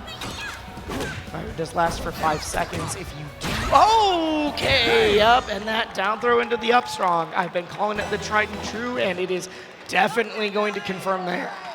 Yeah, didn't even need fire there because you're already higher, and it's still a good KO option, right? The floaties make it even more obvious how strong that attack is, but you need the fire for those sub 100s. You do not need it when it's above 100. We're taking a look, we're thinking, and we are moving on. We got some fun angles there. Shout out to the production. Going to Hodojo, this is where I would have thought more likely, yeah, starting out, right? Because this is a stage I feel like both characters like. But it still went so even in that last one. It was kind of proving me wrong, but Beasley did come out on top. One of the other stories right now is these are 2 players that both kind of feel like there's not quite a chip on their shoulder, but something to prove. They are both 2 people that feel the top 50 just came out, both in the top 10, but feeling like, hey, I won some big things recently. I feel like I could have been a little bit higher. You put an EVO victory under your belt, or you even get to the top 3 of this bracket, no one's going to doubt you from here on out. Yeah, that's for sure. I think in any of those, right, it's like there's a jury who, decide. Even with us, we have multiple people who kind of weigh their points. If you win enough, you make it impossible for anyone to win. Yep. So right now we're in a time where there's lots of, players who have claims and then they'll solidify it this year. I think that charge would have done it, but we didn't quite get there. Just swift. The shield up. Managed to dodge the forward air with the regular getup. Drops so deep in order to find that back there, but still makes it back to the stage. BBatts drawing first blood here, which is huge going into this game too. Wow, that nair was so bad. wait. BBatts, I thought BBatts was going to be able to find the nair there, but instead barely gets clipped. Hey. Beastly, I thought we were going to see the go into the up strong, but instead proves me wrong. The DI out was great on the down throw, got it, but then the tech in place, like Beastly was just ready for it with the sweet fair right there. Exactly. That should no. say if BBatts can give it back, I don't think Zetter can make it all the way there, but he finds himself back on stage. Forward throw, we're just trying to set up these rinse-repeat situations. And now we've got a deadline, and honestly, Fleet at 54%, you get another opening, we're able to take that like this, but... I was about to say a shine up strong from a Plup would be close. I don't know if it would have, but it would have been very close. Okay, but you still got to put in the work at least at this point. We're not just in pure down throw up strong territory. Although at 91%, maybe we're getting close. Okay, it's just a lot of backers. We're just swinging. We're just swinging sometimes. We've got hatred in our hearts a little bit. Breaks the pummel. Yeah, normal pummel basically went for there, and we saw it broken. Okay, we got the rinse repeat. Just makes it back, especially by getting that clip. And yep, because we're able to use that phenomenal platform movement, we're able to confirm that up air. Ooh, gets clipped out! Yep.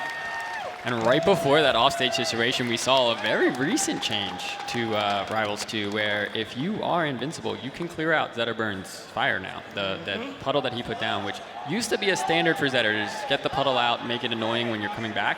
Now, if you're invincible, you just run over it, clear it out. BBatts does that, and then secures the edge guard immediately after. It's still a bit Zetter favored because you're making your opponent choose between clearing it out or like knowing exactly where they're going to be. Yep. You don't have that much time after the invincibility. It's not just the pure effect. Okay, we get the transfer, we get it back. I genuinely could not tell who got popped there. I was watching as well. Yep. Somebody did. They might have teched it. I think they did. Doesn't get that drop shine.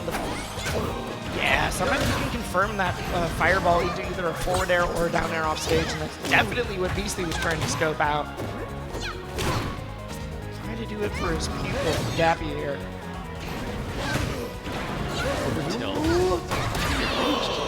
Yeah, there we go. Beastly taking first blood this game really. He's trying to put on the shield pressure. Beastly says, nah, I'm getting out of here. Beastly racking up so much damage for this short exchange. That movement? Oh, wow, that was a surprise. Grab Sledge to get the invincibility. That's why you're able to get the back air out. Tries to refresh. Beastly's not able to make it back. We're on the plat. Anytime we're already all the way up there, I'm so scared we're going to find like a shine up strong. Sweet up air. Really scary against all the floatings as well. He'll go for the super late up air to make it like ambiguous for the DI mix-up too. Ooh, if I hold out, his forward air is a big kill move. Oh my god! See you twirl in that bow. Let me throw out the forward strong. Do it again. Okay, we got the wind chime start. Because of that, you either know you're taking the shield damage or you're just getting popped for the entire time. Drops down low, the nair, we get another one, we get a triple. You got one more before you've got to clean this up, and that is it. Oh my god.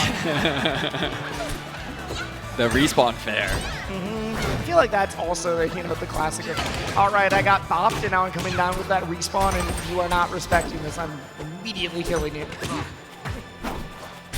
Yes, Bit of comeback something you see in friendlies all the time, something you don't see in tournament play very frequently.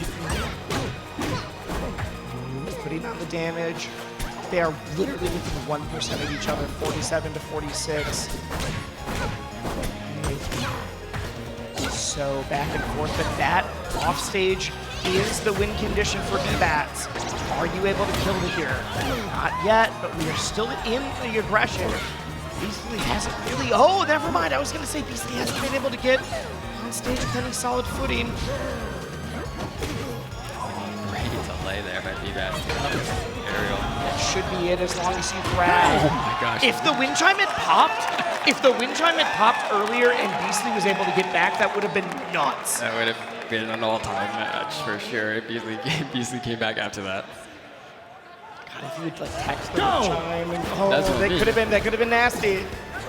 Immediate parry coming out of the gate. Hey, you've been side special in a bad spot. The danger danger of that, the strength of that side special isn't just the initial attack, while it is good, but it leaves this tornado traveling that entire path, and it cuts a swath of the stage that you just have to respect. Yeah, for sure.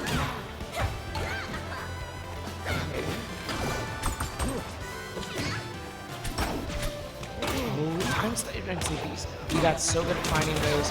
But Beastly, if Beastly thinks that there's a gap in your pressure, is not scared at all to instantly up air out of it.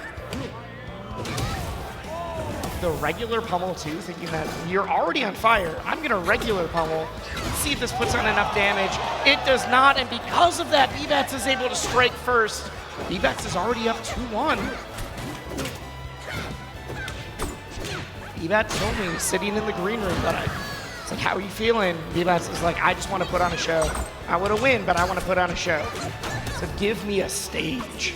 Yeah, BBatts has been putting on a show for sure, kind of showing us everything that he's capable of, and also, yeah, just the clutch, the game, the stock, third stock, last stock that he's been able to pull off this run so far has been impressive. Yeah, this is just back to so even.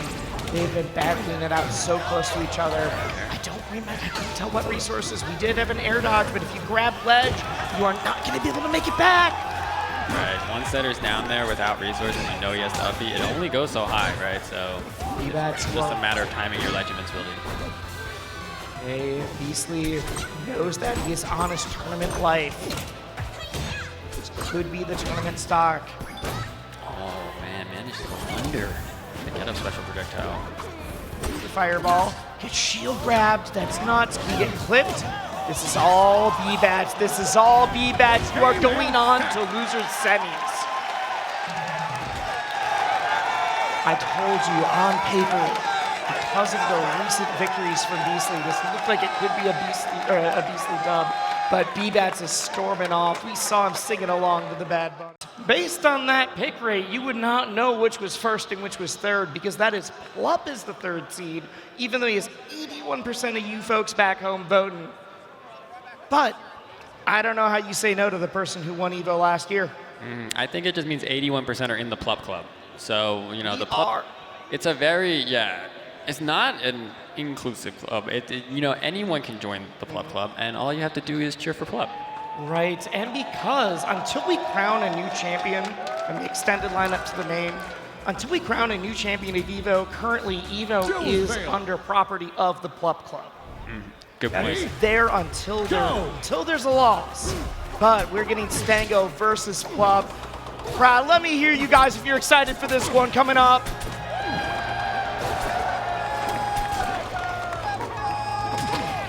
Already so much damage from the bubbles coming out from Plup, which makes a lot of sense because Loxodon is very big. It's a very big hurt box. I gotta imagine it is difficult to dodge those bubbles. Now, before they get into this too much, we're seeing the Boyko and the Eggdog next to them. Eggdog, instrumental in getting Plup out here with some wonderful folks. Shout out to Zamsire. But Eggdog Esports helps out with the scene in a lot of different ways, and in this case, getting Plup to EVO. Boyko is not a team, but actually one of Stango's training partners. Boyko, a phenomenal player, and someone that they have been training partners and they've been rivals in not just rivals, but multiple games for a very, very long time. And, ooh, finds the back air, and that'll clean it up. 78%. Now, 78% versus the Loxodon is a little bit scarier than most characters. The wheel is a little heavy. They've got some blubber. Especially when you get off stage, right? You're so much closer to the blast zone if you get hit by a back air or another 80 Loxodon attack. I mean, we've seen the Magma turn around back air. He said it almost feels like a Falcon Shine back air.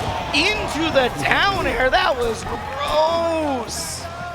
Stango ready for that nair and just a massive combo off of the tech. A huge kind of reversal. Just finds the grab. I mean, that was a big call out. I'm like, I think you're going to dash dance away, and I'm going to dash extra. Just going to extend. We're going to dash through. An air from ledge, make some reset. Block still hasn't really found their footing. I don't think they've been able to find their way on stage. Now, all right, they've at least reset their resources, but at the same time, no one would ever say that this elephant is an advantage right now. No, it does not feel like that. This feels like an extended edgeguard situation. They've landed twice, and it still feels like it's all one and the same. But Stango finds the grab. Stango finds some sure footing on stage. And just the weight on the get up. Okay. Up that falling there. He barely gets away from that back air, but he is not going to get away from the up air. Yeah, the up tilt after the whip back air was kind of insane. Stango thought it was his turn to get an attack in and instead ate the up tilt and up air combo. Hit one, we got two, we got three, and here's a meatball for your problems. One more, should be able to do it, 129. Definitely kill percent, but just can't quite find the extension. That'll do it though.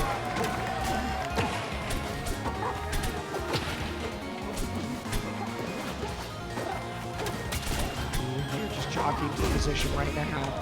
A lot of dash dancing. You're scared of the puddle, even without the bubbles there. You're seeing not only the bubbles, but also because at any moment that whale could extend their strongs. Probably not going to do it at this early of a percent, but it's always a threat.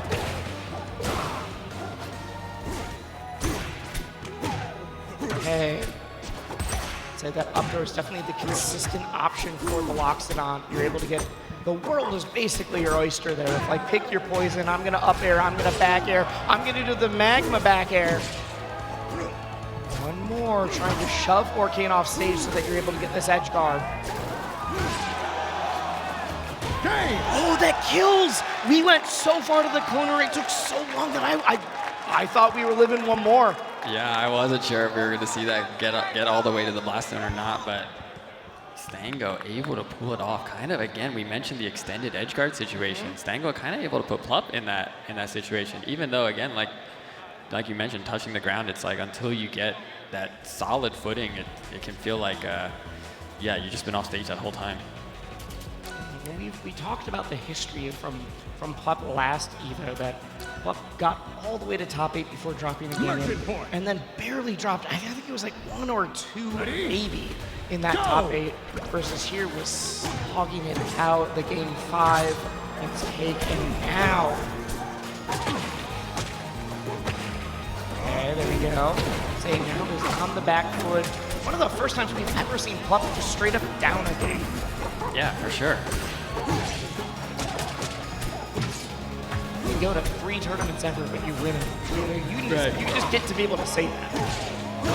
No way in the forward air, into the back air. Any other characters dead to rights there, but we do have a puddle on stage.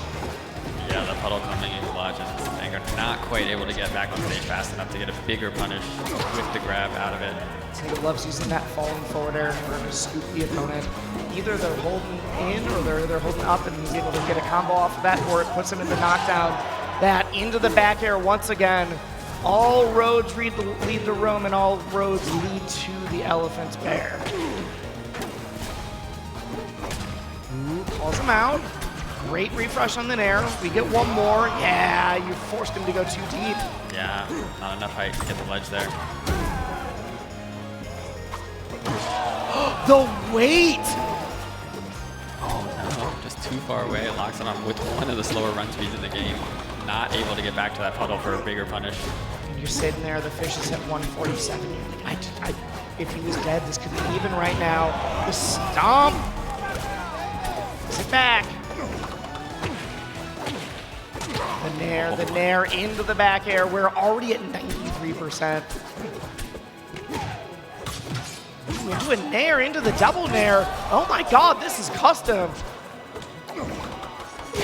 Huge though. Huge call out on the SDI from those bubbles. You're drifting away. I know exactly what to do here. The baby back up tilt.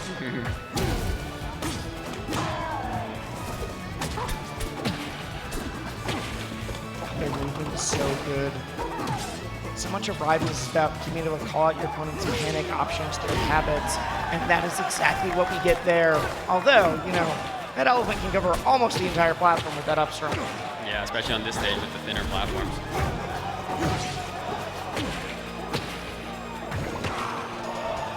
All right. Takes him on that 108. Big tech, though. The thing is, we've already seen this from Stango. All you need is one opening. Bubbles there was so tricky. Stango already committed to the up tilt. Not able to get a defensive option out. Counter the bubbles. The forward throw might be enough. Yes. See, even without standing on the puddle. Yeah. Even without standing on the puddle, that forward throw just did it. Yeah, I mean, it is a kill throw, or not a kill throw, but it's a strong throw, and then a kill throw more so when you're on the puddle. But a lot of, just like Zetter, right? We saw some kills on the forward throw without flat fire. It's still a good option. It's still really fast. You can still catch people not DIing because they're not sure what to expect. They don't want to DI. I mean, we saw so many of Plup's options before where the throw into the nair, and so you're like, oh, I gotta hold out because I don't want to die here to the nair, to a turnaround back air, to any number of options, and instead you just get thrown off stage and you're toast. Yep. And it is a slower animation, but it's still, you know, especially this level with the last stock from Nerf, it's still deceptively quick. Very hard to adjust your DI from like that. I would say Zetterburns is a little bit easier on that forward throw. I'd say it's slower, but it's not. Saying something reactable doesn't mean you are always going to react to it. Yeah, exactly. You got bubbles. And all of a sudden, Plup out to... That was a fast 78%. Yeah, a big head start.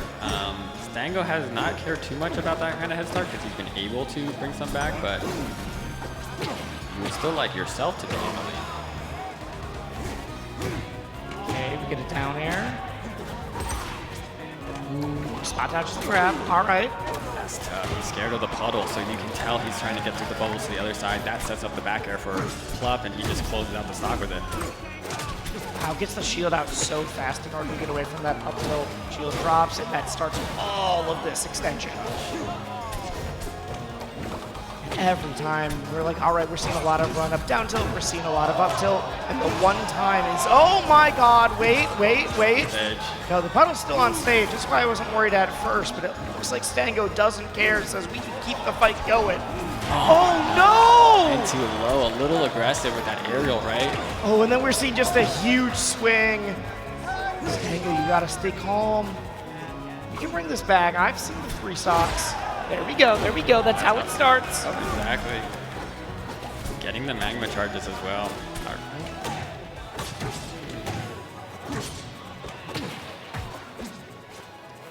The spot dodgers so pristine. They know exactly what each other are trying to go for. Jab, all right. Oh, finds a grab out of that? Yeah, that was a nice little wave dash through and then turn around pivot grab.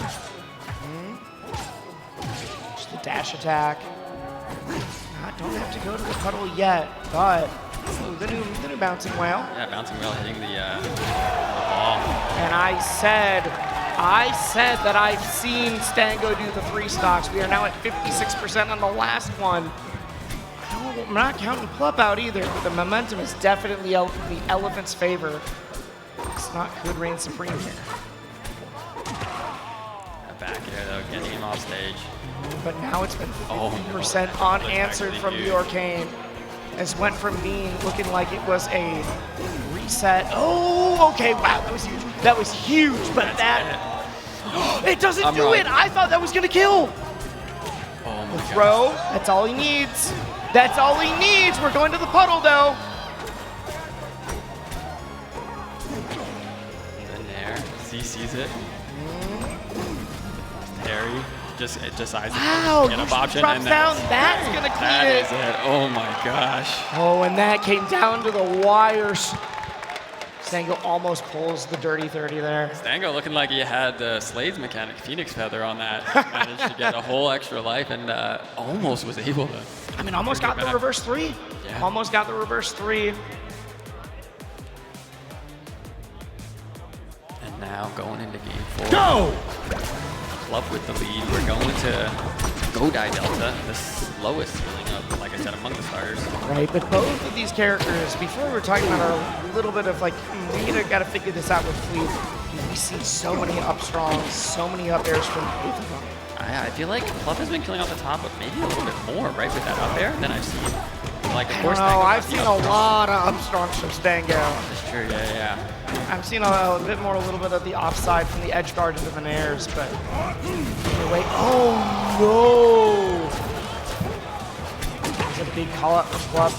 Yeah, only 23% too on his first stock, so. Stango's got some work in front of him right here. Stango is looking so good. We mentioned that Stango took the first game.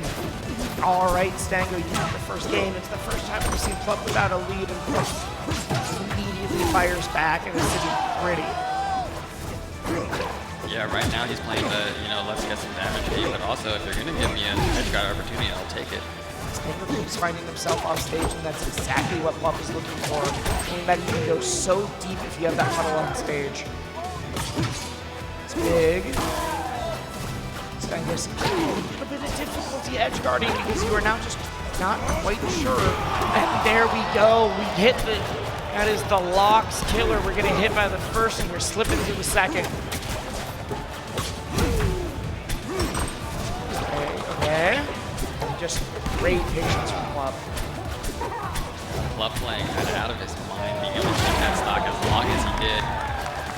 184 and ends up dying off a parry into a very charged up front.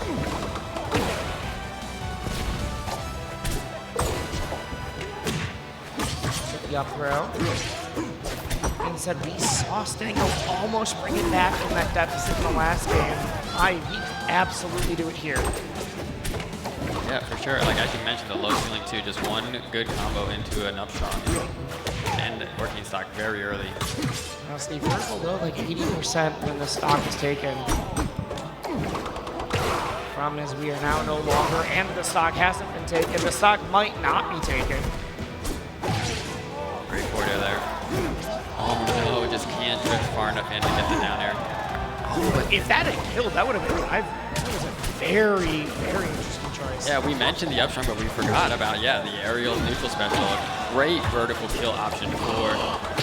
Oh, I thought he was going to go right up there to finish it. Oh my gosh, that drop went so far. That's...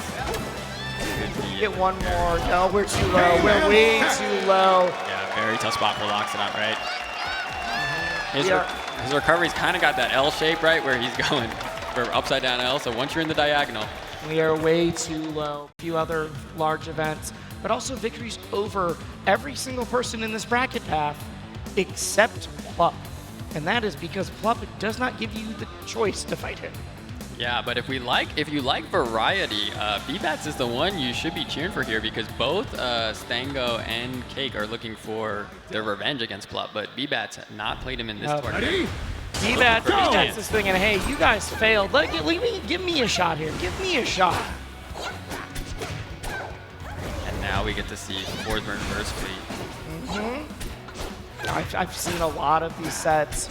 It took a while for BBatts to be able to get that first victory on Cake, because for a bit, not only did he couldn't get the first victory, but it was dominantly in Cake's favor every time. Yeah, I feel like the times have shifted. I've seen them play the Fleet Ditto. I forget which event that was at, but now, it's a lot closer, and they've both been able to take some pretty big sets over each other.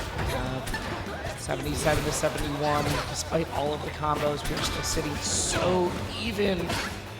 I really think a lot of this is going to come down to who draws the first blood. It's going to come down to who's able to start getting that momentum, start building up their power in that respect. Ooh, we knew we were there because of the clone, and then we get the strong. Parry out of smoke is not something we see that much, especially in Rivals 2. Not even something that, Rivals 1 where the parry's even faster was that prevalent, but man, Spiel, like on paper, seems very strong. Yep, BBatts answers, fires right back. I don't think we're slowing down at all. I don't think we're slowing down at all. Rivals 1 versus Melee. It is Fleet versus Forsburn. Someone who's been #1 for a lot of seasons against someone who's got a little bit of something to prove. Yeah, there we see going for the forward tilt to clear out the clone can leave you vulnerable, right? Because you're still in your recovery frame. Oh, almost got all the way out. It's going to be pretty difficult for Cake to get back, and it is going to be impossible after that one. Knows that forward special throw technique has a lot of startup, knows exactly what cloud Cake is doing it in, and got the forward air out there and finished off the edge guard. Sent off stage, but so far, it doesn't feel like BBatts has been that threatened and trying to get back. Usually the edge guarding game is something Cake is very strong in, but BBatts has just been able to get back to the stage, been able to get back the ledge, and then carries it on himself with the giant call out with that down air. Huge stock from Billy. Yeah, the neutral special into the double jump banner. Not something I've seen before. A little bit of a stall, a little bit of a confusion there. That was such a big, like, hey, I think you might be able to get back. You could use the clone. We could get the side special. We have now forced Cake back onto the fleet. Yeah, so like I said, something I have seen come out in bracket. Something, yeah, Cake has opted into, but makes me nervous. It does, it does. This is the standard mint fleet versus the summer, the beach theme, the green. Okay, we find the back air. The problem is Cake, one of the best players in the world, currently ranked #1. Not quite the character specialist, is known for the force burn, is the only force burn on the top 50, but you know, when you get ranked #1, no one can say you're wrong. The problem is, can you beat Fleet at their own, can you beat BBatts at their own game? Right. The beginning of Rivals 2, this was the character that Cake was playing the most. He's not quite feeling the fours. He was saying, like, hey, I think Fleet might be one of those soul main characters. And right here, they are battling each other trying to get here. Yeah.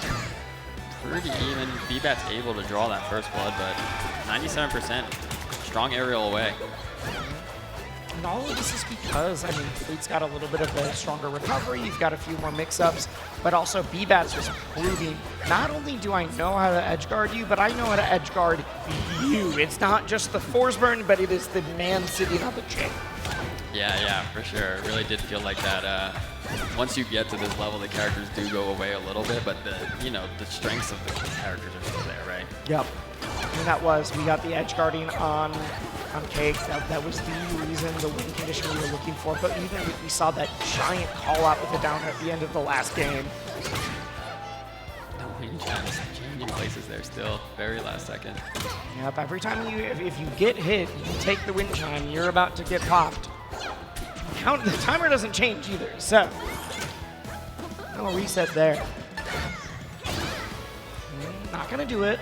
Really close though. Surprisingly close for only being at 100%. He tries to take the space. You saw that. It's like, hey, I'm not sure if I can clean it up here, but I can threaten. I can make you have to jump. I can make you have to get out of disadvantage. Yeah, Cake with a slight penalty, but these percents, it doesn't matter too much because a lot of different hits can be up. And now there's no more damage. Special get up. Unpunished, unfazed. Forward tilt's the gonna forward do it, tilt yeah. will do it though. And Cake, we were saying we weren't sure about the pick from the force burn to the fleet, but Cake is up now. Yeah, already 28% on the next stock too. BBatts wants to close this out as quick as he can. And does indeed. The problem is, there's certain percent thresholds that matter because they determine if you're going to be able to get crouch cancels. They determine when some of your combo starters come online. And right now we haven't passed there. Oh my God, we are still popped with the wind chime. Cake trying to put on the pressure. We are both there and out of shield right now. Yeah, him power shield and there's out of shield. Crazy fast little exchange. It's been so back and forth the entire time.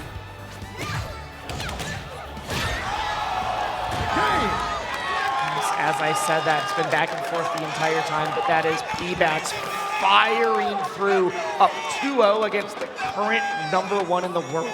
Yeah, huge combo into the reverse back air. What a last stock there by BBatts. I mentioned that one of the big things that happened with BBatts last year was that just a fairly brutal 6-0, like beat Cake once and then just got demolished in combo breaker grands, and to the point that he's like, I never want that to happen again. That felt bad. And that is why he went to combo breaker, even though Cake wasn't there, to win just to prove that that wasn't a cursed location for him. And now to beat Cake on the EVO stage would be a dominant force. That would be such a strong showing to not only can I win here, but I can win anywhere. But Cake fires straight through. is still in the running. Yeah, Cake opting to stay on the fleet. I've seen him in this matchup switch back to the force sometimes if the fleet not working. I was wondering. No force burn though, we're sticking with the fleet. Just slamming the bow into you. Hits the shield up. Had just a little too long, a little too much charge on it. We got that the exact same thing. We go down, that's it. That is it, we clean it back up, 2 apiece. Okay, oh my God, there goes. These are 2 calm and composed individuals, but man, oh, the tornado! I thought the tornado saved! It kind of It almost did, it almost did. Look back, like, yeah, some knockback was preserved there because I really did think the tornado was going to save him. I was gonna say that it's 2 calm and composed individuals, but we're seeing some panic options starting to come out. That is how you know, not quite unshakable. Okay. Jab combo to put the Big, on. that's big. Not off the top though. I was waiting. I know Cake loves going for that up special. Something that BBatts does a bit, but Cake usually tries to scope out. He's scouting for it. Okay, we get the knockdown into the tech chase. Gets grabbed. Little too scared, and that will do it. Cake puts 1 on the scoreboard. Yeah, Cake closing that out. Pretty strong performance. It was yeah. a 2-stock. It was a 2-stock. Looking really good in the fleet ditto, which is, yeah, like we said, kind of was surprised after the game 1 to see it come out. But like I said, I've seen him do it in the past, and I think, yeah, just kind of eliminating the offstage advantage, right? Kind of being like, hey, it's really up to it's up to us, as players, what we're countering. Giving Cake a chance to bring this set back. Back to the gates. You're swinging into each other. And Tornado is going to cover, but we do get back to ledge. And you'll see that they'll go for that forward tilt, and as soon as the person drops anywhere near, they'll immediately do go for a drop zone nair. It was for the out special, like you said. Not quite able to get that backwards sending hitbox. So they'll both go for it, but Cake seems to be the one that will intentionally use it to finish combos instead of be like, oh, well, as long as I can recover in this spot, I might as well shoot for the moon. Right. Oh, no way. That was a massive call out. Probably was thinking hey, I can grab ledge, and if you go high, I can refresh and get a moon. Cake doing what Spargo did not do to him way back. Ooh, that's a call, yeah. Because all Spargo had to do was stay on ledge, and sometimes it's so hard because you do not expect that aggressive of a drift back. Harry doesn't find anything out of it. The call nair is coming through. I haven't mentioned it yet, but in the Rivals, if you hit your opponent and they're in hit stun, you can immediately push down and you fast fall back down to the stage. It lets you get some crazy combos. Some of the big extended sequences, in fact, all of them that you see in this game, are due to that mechanic. Yeah, the mechanic that was a bug, but is now a feature. Just like all the best mechanics. Big parry. We're seeing some parry attempts just in neutral. It seems a little atypical of both of these guys.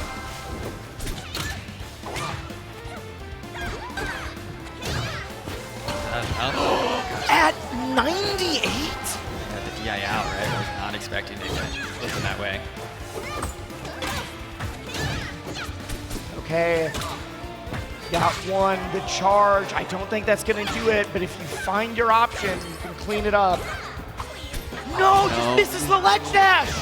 Yeah, no, punish them. On such a long land like And these, now right? you're taking 30%. That's not going to kill. Up to getting close to killing him. Oh my god. Go for that tornado, you send it low so that they have to deal with it. Okay. Phenomenal tech, but it's gonna go into the arrow. Cake takes us to a game 5. What a reversal there. I didn't believe. I thought when we saw the Forsburn go away that might have been the end, but no. We're going to a game 5, folks. Yeah. Did you expect to see this much fleet in top 8? I'll be honest, I thought we'd see one fleet. Thought it would be BBatts. Instead, we saw the fleet versus Plup's working, and now here in the Ditto.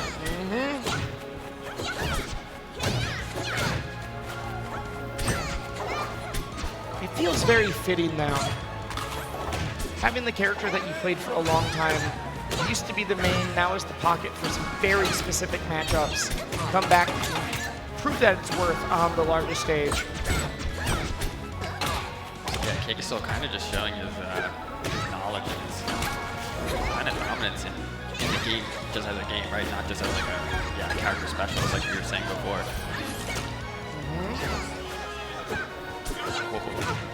BBatts just barely dodging that nair and now starting a combo of his own.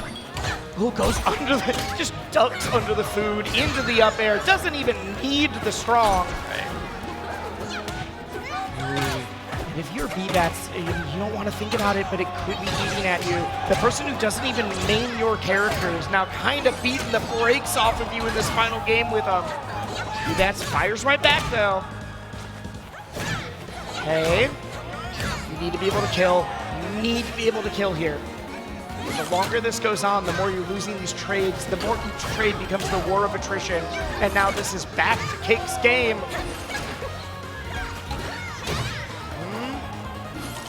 Not going to close it out, but very close call. Oh, that is exactly what you needed to be able to get back on stage. But man. Yeah, the damage has already slipped. The damage has been dealt. You don't need the arrow. Cake. We have talked about the story of Loser's Cake. Sometimes it also involves the games. Goes down 0-2. This could be the reverse 3-0 with his opponent's counter pick. Picking his opponent's character. Okay, this is not insurmountable, but you've got to clean something up fast and you've got to make it happen. Yeah, for sure, especially with someone that such good defense as Cake. Like, he's always going to get at least a little bit of damage in, so you got to play, basically spotless in order to get out of this first stock with as little damage as possible.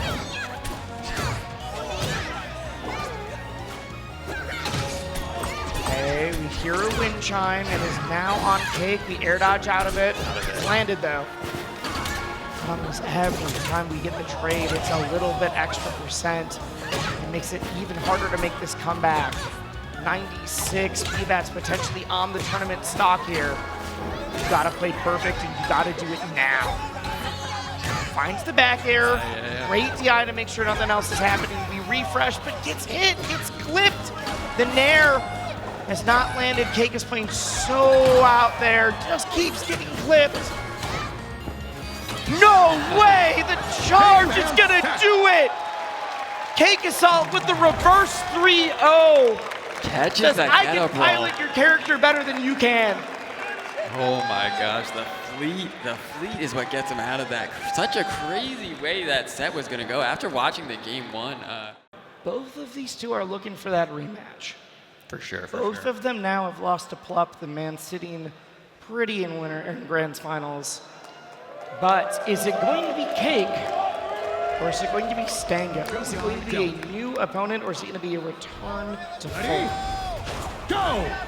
And I don't think we're going to see that fleet right now. Maybe we'll see it again if we make it all the way to Plup and we see the okay, but not quite yet. That was, did we just see a simultaneous grab so they broke out in the middle of the smoke? So only one character had an animation?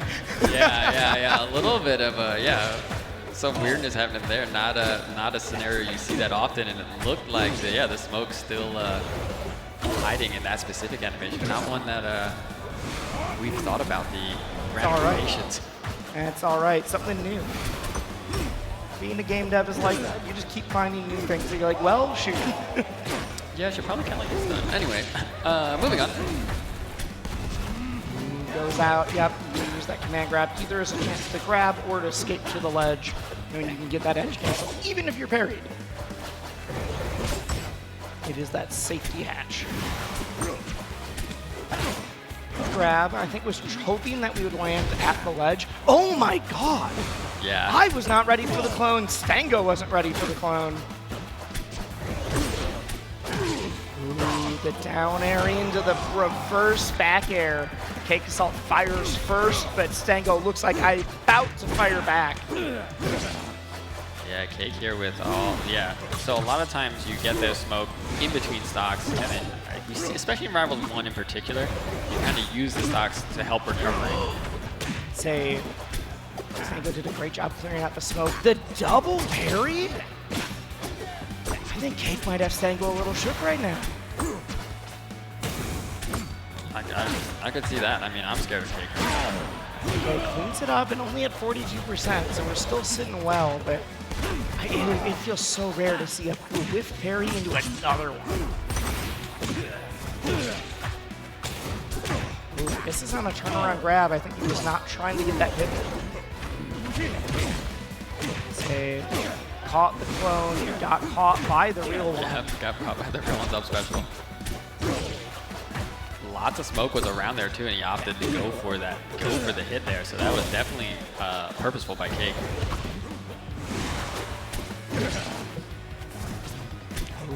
Wait, oh my god.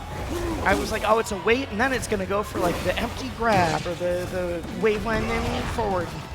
Nope, we got one more.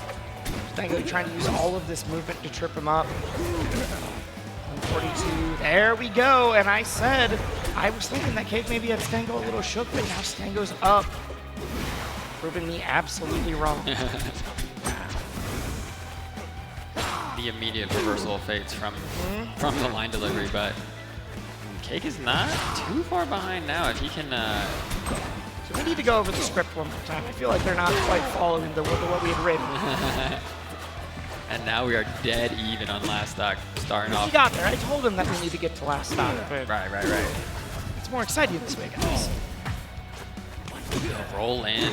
Stango's ready for it. He does an up throw. Big charge. Wouldn't have done it, but definitely something to be scared of. We're going to expel the smoke so that we're able to get off the background stage. Do a tech chase. Great movement. Clone pop. Jab 3, huge there. Able to cover that big distance that Stango was trying to put between them. So that meatball clears out so much smoke, and now Cake is in kind of a difficult situation. There we go. He's not going to do it, though. That was so close. Almost a shield break. Yeah, a little bit more juice on that. We could have seen the shield break. Now it's Cake's turn to play. Yeah. No! Stango grabbed the ledge, and Cake thought that he was going to be able to get through. Yeah, I think there's a little bit of misinput going a little lower than he expected. Yeah, just a little bit of a flub there, trying to get fancy with the ledge play. I mean, it happens to the best of us. All right. A tough way to drop game one, but honestly, like, both players probably feeling pretty good about how they played. They had some stretches where it looked kind of dominant either side, but brought it to the last stock, got their damage in, and now it's they both kind of just, I think, want to button up like the little flubs that they had. Stango fired out with that meatball, the instant neutral win. Now it's been Cake. And so right back, gets the grab out of that CC. Yeah, really good grab there. Then there. Wow, finding a backer out of that. I wonder if it was hoping for a reverse, but still, he'll take it. Ooh, the uncharged magma in order to stall just a second longer. It throws off your timing. Your opponent's getting ready with DI, and suddenly they're not getting hit. Everyone's a little confused. They're able to get in the way of the forward special. How did they both whiff there? Almost enough to take it there. Almost enough, and that will be enough. All right. Stango's up by a game, and now Stango's up by stock. Yeah, again, Cake not far behind until he starts taking damage, but here we go. It's already started. We've got a lot of smoke out there. I'm gonna say we have 2 charges ready, so if he decides to pull one more like that, now we have the combust on lock. Yeah, someone like Loxo, you can play a little bit, drift a little bit, but you are limited because you have to get to that wall. If you don't get to the wall with the forward special, you don't wall jump, you're going to die. That was some phenomenal counterplay there. Stango knew that Cake wanted to go for a shield drop, so instantly went for the 4-hug grab. is. Gosh, the movement by Cake to stay just out of range of Lockdown's forward tilt there. And it's such a long forward tilt, too. Oh. It's such a big move. It's a big move on a big elephant. Okay, we have the smoke, so you do have a few different options to get back, which means that call out from Stango, I'm just saying, nah, you're in the smoke somewhere, and I think it's here, was crazy. Yeah, and you saw there, why did he up special into the smoke? Because he's out. You can only do 3, right? Avoid stalling, avoid unlimited recovery options, and Cake had run out of smoke teleports there. Say at the very beginning of this bracket, the very beginning of the top 8, we had seen the predictions. We were able to vote at home. Everyone was voting Cake. Everyone was voting Plup. Stango was sitting there at like a 7% prediction rate. Stango's now up and looking very good in this game, although it is close. That being said, you get clipped once, you get clipped twice, and you are dead at 57. Stango, you are 1 game away from going back to Grands. Yeah, Cake there opting to keep his charge, which is something kind of trying to surprise Stango, right? Because I think Stango's got to be playing, thinking, all right, I have a lot to cover here if he goes for the neutral special, puts the smoke out. Cake trying to get a little greedy, but also just be a little surprising, going for the up special. Stango did not take the bait, and instead was able to cover ledge and take game 2. Go! Now, although they might have say this right away, but we've already seen a reverse 3-0 from Cake today. That is true. I'm just going to put that out in the world and see what happens. But last year, we also saw Stango get to take on Plup in Grand Finals at an even. So, and if that's the return, I think we're in for a great set. I think it has already been a phenomenal top hit to get here. Holy crap. Oh, for sure. I think either of these players are going to give us a show if they can make it to Plup. But right now, Cake has a big hill to climb. But yeah, we just saw him do it in the last set. The difference between last year and this year, even with Plup still sitting in Grands, is that Plup has dropped a lot more games. Oh, for sure. Even starting in winners round 1. But do you think that makes him stronger? 5 versus Cake. I don't know. We don't have enough data. We don't see him enough. Yeah. We thought that if he won Evo last year, that I like to think of him like an anime character, and he likes it. He likes it with the loss of. Oh, he does. Like, yes, everyone's getting better. I've been telling people all weekend. I was like, we have all 11 of the top 10 players in the world here, and they all knew what I meant. It's so stacked, and right in front of us, we got Cake trying to climb this mountain, putting himself in good position to do it. A pretty big lead, and getting close to almost a full stock lead now. Okay, sometimes users Cake starts late, sometimes it starts with the reverse 3-0. Is the operating system online? We usually see the OS tag. Big, doesn't find a backer. I thought we were just gonna go for the bear. It was a little too high. We do have combust. Wow, just dash dance away from it, the whiff punish. Yeah. Gets the down tilt, gets the combust. Cake is now up 3 stocks to 1. Never mind, 2 stocks to 1, but still a phenomenal lead. Yeah, still a stock lead, but he's got to play, really buttoned up here. You do not want to even get down to your last stock at this point. The mental exhaustion of having to make not just one reverse 3-0, but deciding, can I mount a second? Whereas Stango about to shut this down, hits the clone, hits the real one. I'm still here. Nice, that forward air drift back, ledge cancel, and then gets a grab. Oh, super fast, super clean. Oh my god. Seeing the shield just pop out of the smoke. Great up air there to kind of stop. No way, you went back to the smoke there? Yeah, Cake playing the mix-ups, having really good movement. Stango still winning this stock since the even move, but scoop, but I think that's a bad spot for Stango to be in. Yeah. Cake takes the game. Cake is on the board and trying to do what he did last set, you know? I think if you are Stango, the last thing you want to do is see Cake start to get that engine revving. We know what Cake with momentum is like.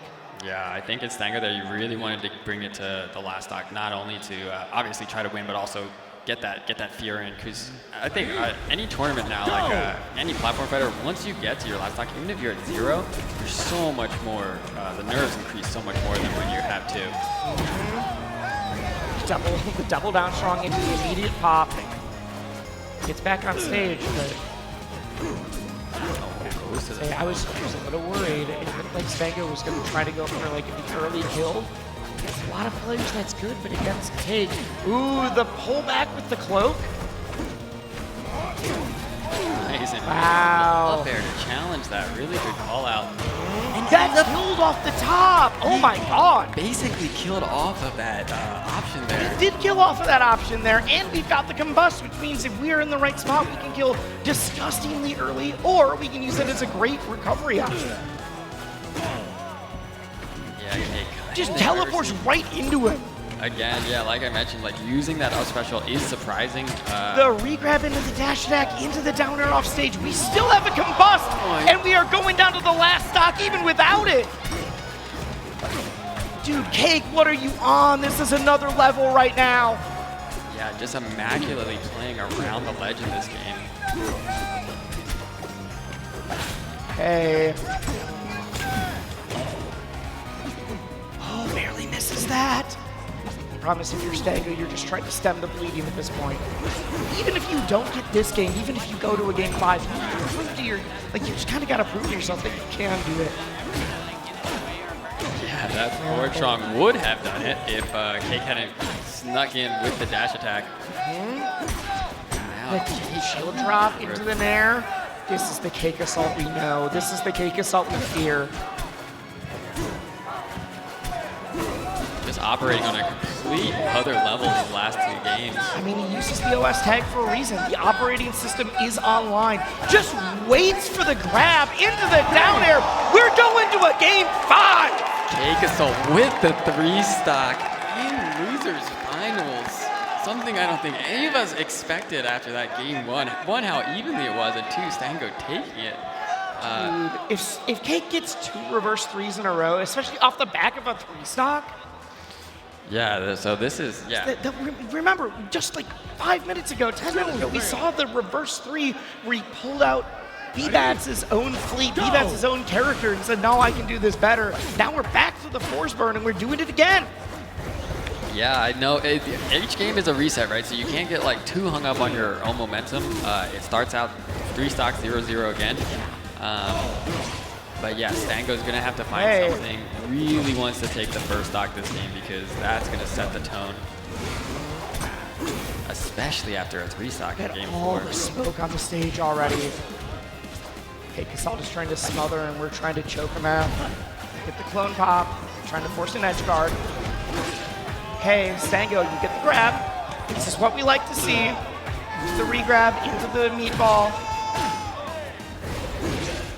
Have the boulder. Ooh, bold decision. Oh, into the second one. Almost gets the offstage down air. Wouldn't have been the spike hitbox, but it does send out nonetheless. Nair into the down strong. Almost finds that off the top. Another up air kill would have been crazy. Not gonna do it. Oh, the wave land onto that jewel stroke plat. The extra plat. Just goes right for it again. Like I mentioned, he has to get to the wall. The up special does not have much horizontal recovery there, so Cakeassault with Combust is kind of like, it seems like he's a completely busted character if he can get locked in on off stage while he has Combust on deck. All right. Oh, the whiff parry. Oh, that is farther than I expected too. The more this happens, the more it just feels like Cakeassault. It feels like we are seeing him come online and do what he's made of. Why he's been the best in the world at this series for 10 years in a row. Oh my gosh. It has been a decade of Cakeassault dominance, but even if he wins, he's still got to fight Plup. Yeah, he still has the newest demon winner. Right now, he's got to finish off this elephant because this elephant is a force to be reckoned with, even this far down. Cake's been the GOAT of Rivals 1. Cake is saying no. I am now the GOAT of Rivals 2. I'm going on to fight Plup. This is exactly what folks were expecting, but just not in the way where they were expecting it. The #1 seed has fallen, but incredible job. Huge results for Stango. And here we go. Grand Finals, Rivals of Aether II, EVO 2026. A lot of hard work by all these players, all the people in the community. The awesome team here at EVO is all culminating here Saturday night for this Grand Finals. This set, maybe 2 sets, we will see. But these players are locked, loaded, and ready to give us a show. I'm just thinking of from when I started playing this game, and I didn't even start at the very beginning, but seeing where we've come from and seeing where we are now. We're on the EVO stage. Most of the people in this crowd never thought we'd even get here. I saw the reactions to when this was announced to be on the main lineup. I saw everyone pop off and said, all right, if we're only given one shot, we're gonna be there. We're gonna make this the biggest tournament in the world. And the players are making the best of every opportunity because, yeah, both of them have been playing out of their minds in this top 8, but now only one of them can be crowned the first ever Rivals of Aether II EVO champion. Cake has won every single event we've thrown at it. Doesn't win them all, but he comes back and wins the next year.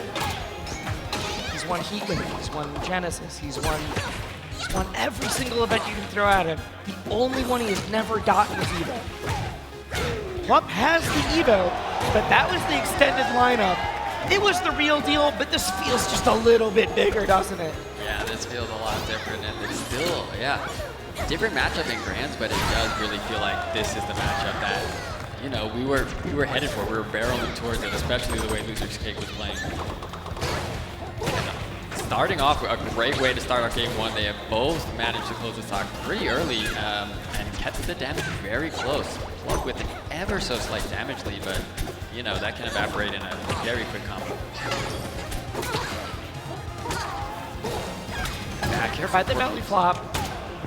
So scary. That back air, because you got to be holding out to kind of not let the 2 hits link, but then you're not going to get your DI right? So you have to kind of time it perfectly to DI the first hit out and DI the next hit in if you do end up getting clipped.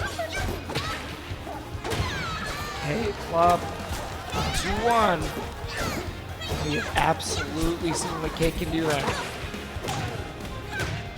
The dreams for this to go to a game 10 Grands. I would love for this to be a game 10 Grands. Oh, I would go crazy. That is what I want now. You put it in my brain. Hey, I spoke the reverse 3-0 into motion before. I hope I have the same power now. I hope you do, because I want to see as many matches as you can get. But right now, Cake has this edge guard. Again, very, very extended edge guard situation. Yep. I think Plup, no more puddle on stage, and Plup goes a little too low. I think Plup still anybody's game. Hit the ground once too. So we mentioned like some of these edge guards today, like, you know, even though they got like what I would say is a soft reset, because they were able to get some sent back off stage, no puddle back down. That continued the edge guard. Honestly, this is one of the few characters. I feel like the puddle is more important in that sense than like, did you land again? Yeah, that's true. And especially since you can attack the droplet, it can be, when you're in that edge guard situation, if you're focused on getting the puddle out, you might get exploded for it.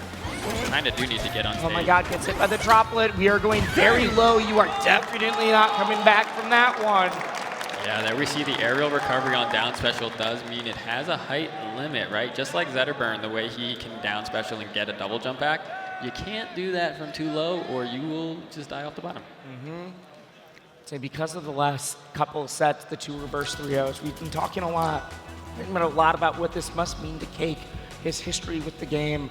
But Plup, we need to put some respect on Plup, having been a phenomenal, one of the strongest forces in platform fighters, has done it in Melee, has done it in Rivals, has done a bit of Rivals 1, has been a top player in Slap City, has played Nasby. Every plat fighter you can possibly think of, this man has been at the top of the leaderboard. Yeah, it's kind of insane. Like, it's definitely not it's not a natural skill, but just kind of his affinity and his ability to think of games and think of space. You can tell he has an advantage. Even when a game just comes out, you know, he could be playing for 2 hours and it's like he's already discovered and leveled up. Last time I checked, his Twitter bio said best plat fighter player in the world, and I think if you win EVO, you could claim that for the rest of your life. Especially if you do it in a totally different game than the one that you also won for Genesis with Melee. Actually, he's won Genesis for both. What am I talking about? He's already got that one.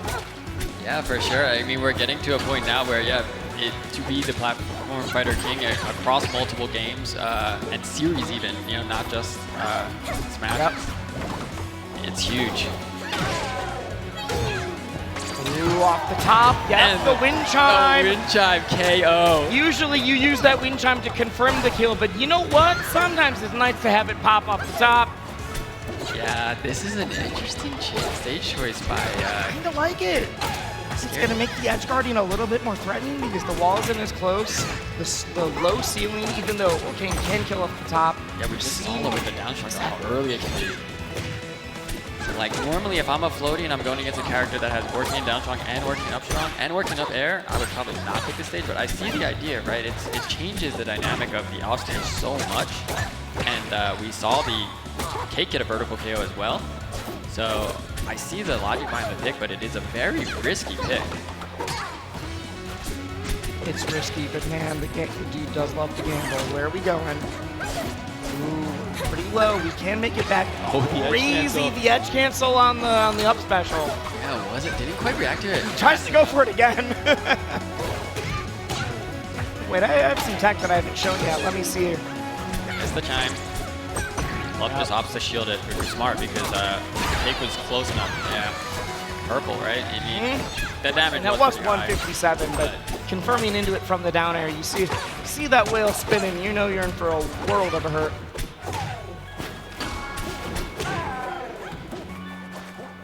Okay. Rearrange the droplet. I think there's more for attack than anything else. Cake can clean this up quick. And there's no droplet on stage. That's a big deal. But flights all the way back with that forward air. Shoots the droplet, but does not get it on stage again. Misses once more. I think trying to wave bounce those, I would assume, but instead just shooting droplets away. Does it matter, though, is kind of the question. It's on the stage now. There we see this counter pick working against, right? We mentioned how high and the percent of that first one, but that one on a platform, really impossible for Fleet to DI in that corner. I think either DI is going to get you killed out or in because the ceiling's so close. You're all the way at the left side of the stage. We saw this go to a Game 5 in winners, but we are either about to see Plup one step away from adding an EVO title to his resume, or we are about to see Cakeassault have to do a third reverse 3-0 in a row. Ready? If he, yeah, Go! I mean, either way. He has to do it if he wants to continue the tournament, but it would be such an insane tournament run. And let's see. The Forsburn is going to have to do it because the Fleet is back in the pocket. This is genuinely what I wanted to see. The Fleet was amazing, but something feels right about seeing Cake on the fours. Barely escapes there. Yeah, the problem is just the offstage pressure that Plup has been putting on players, especially on a character like Forsburn, where when you don't have smoke, yeah, you're pretty limited, right, in your options. Cake does a good job mixing it up, but... It's been 5 games in a row, though, of that Fleet versus the Orcane. I think at this point, you just got to make something happen. Almost manages to finish off that edge guard. Uses the clone pop to kind of extend it. Harry doesn't really find a huge thing there. Does get the back air. Once again, no puddle. Oh my god. Teleport to the forward tilt. Kind of insane. Gets the strong. Waveland down strong with the stage choice, right? The blast-ins are pretty far away, even though this is a small stage. Okay, we have Combust on lock. We also do have the puddle. One of the few things that can kind of kill before you are able to use it is it is so strong. There we see Combust. Another benefit of it is very insanely hard to DI because of how the angle changes based on where you're hit, right? The radial knockback. Now we have it dead even here. 2 stocks apiece in this game 3. 2 stocks apiece, 2 legends in their own right. It feels somewhat fitting that it's coming down to these 2. The crowd is chanting, and I genuinely can't tell who for. I think we're getting a little bit of both. We've got the Plup Club fans, we've got the property of the Plup Club, but we also have the Cakeassault diehards. That goes super deep, but because we have the smoke, we're able to get back. Back air doesn't hit. Droplet arc is phenomenal. This edge guard here. Yep. Down air into the down strong. I was telling you, I wanted to see the force burn.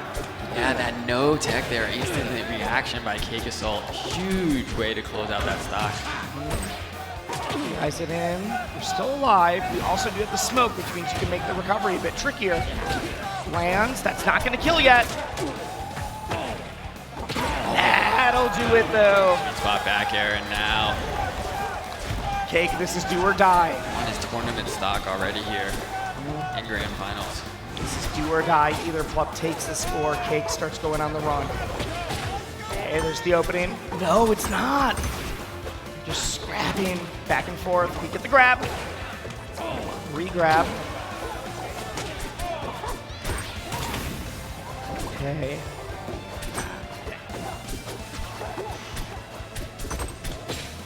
Wow, just the immediate throw. I love it. There was so much pressure, there was so much patience in order to find that.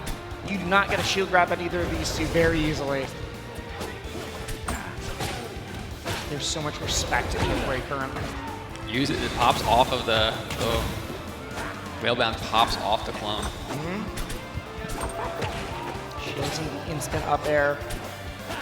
Kind of brave to just run through the platform though. Yeah. Clone got in the mix for a brief second. Okay, going for the parry there would have been huge if he got it. Might have been able to butter it down strong and close it out off of that exchange. Instead, no! Really wanted the back there, but you could tell he could see it was out of reach. Goes for the up air, the guaranteed damage, and then takes the game with the back air. And the crowd erupts. I don't know if Plup's going to take this right away, but it's definitely not going to be a 3-0.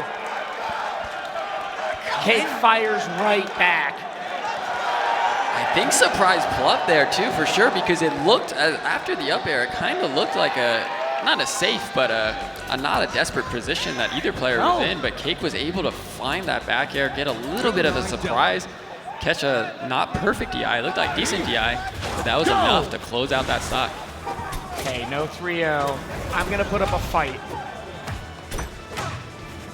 Yeah, and now, as we saw in his previous runs, right, if he can really get back in the driver's seat, right, he was able to get a 3 stock in the middle of one of his reverse 3-0s on BBatts, so. It's crazy that we have to specify which reverse 3-0 we're talking about. Yeah, right, I said BBatts, was it Stango? It was one no, of them. it was both. It might, okay, all right, well. Hey, right now, this is kind of dead even. They've been slapping back and forth, each getting a little bit of like a 3-piece, maybe 4-piece. My. But that was a crazy reversal. You overextended. Plup hit the clone, not the right one, and then Cake with the insane reversal to close out that first stock. What an insane play. And now we have him already racking up 40% after that. Cake.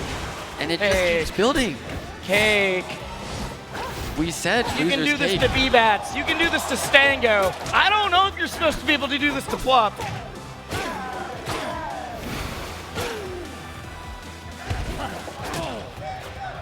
The crowd is cheering his name. The Cakeassault chants are, erupting across the arena right now. Playing some of the best rivals I've ever seen him play, and like I said, I've seen him play a lot of Grand Finals, a lot of tournaments that he has won in this series. We saw him win 10 majors in a row, and this is still some of the best we've seen. The thing is, Plup is also, this is some of the best we've ever seen Cake. I don't know if I've ever seen someone pilot an arcane as good as Plup. Yeah, the two of them are definitely showing what this game is capable of and what these characters can do. If we can only get 1 or 2 Plup versus Cake sets a year, oh my God, I'm so happy they're here. Oh my We are God. in for a treat, folks.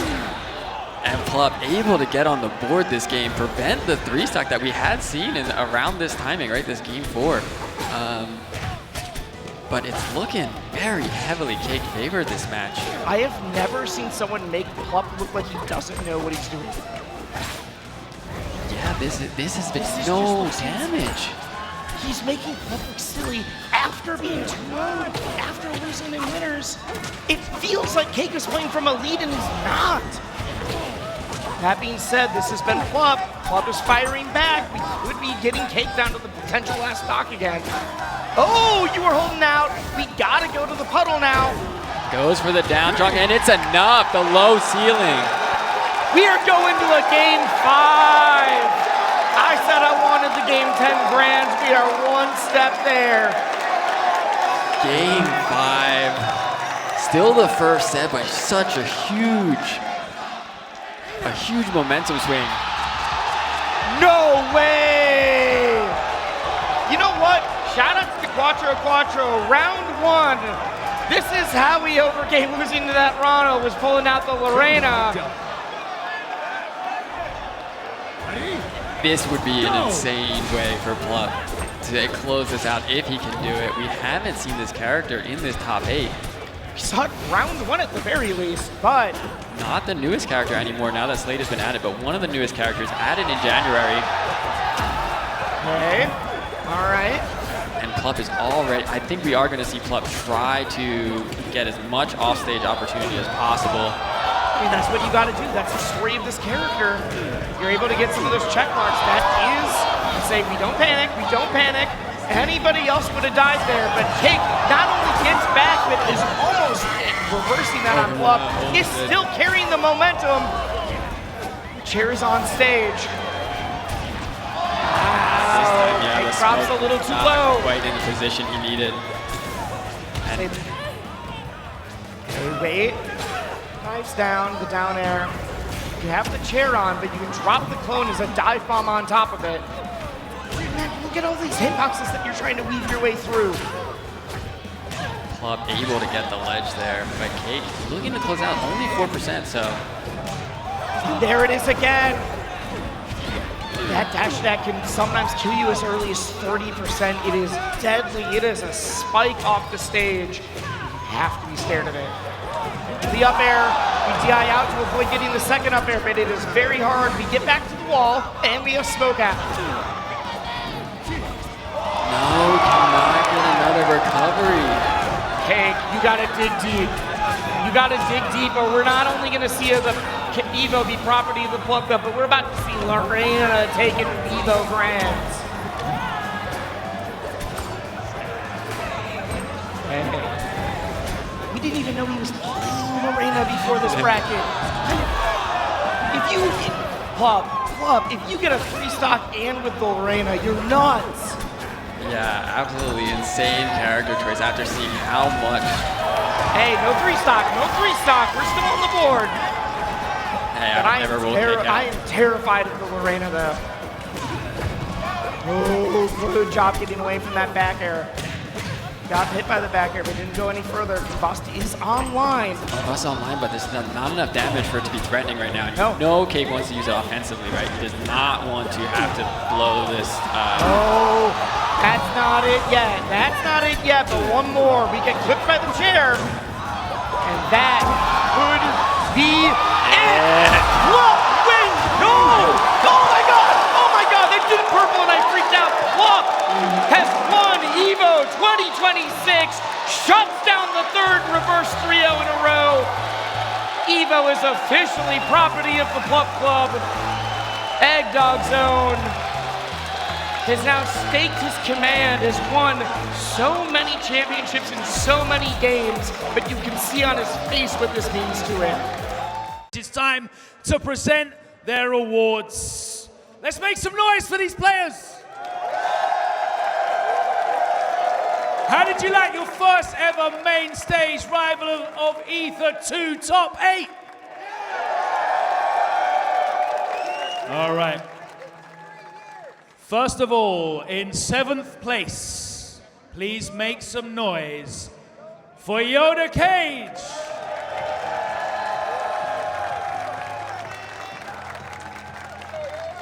Also finishing in 7th place, Sandstorm.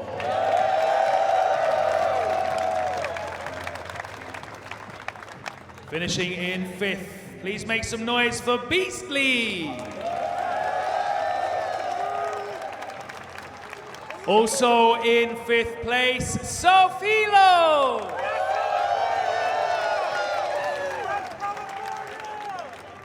In 4th place, BBatts.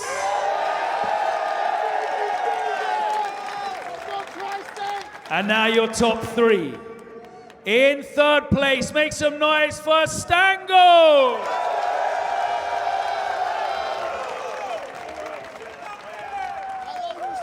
Your EVO 2026 Rivals of Aether II runner-up almost made an incredible run in losers bracket. Let's hear it for Cakeassault.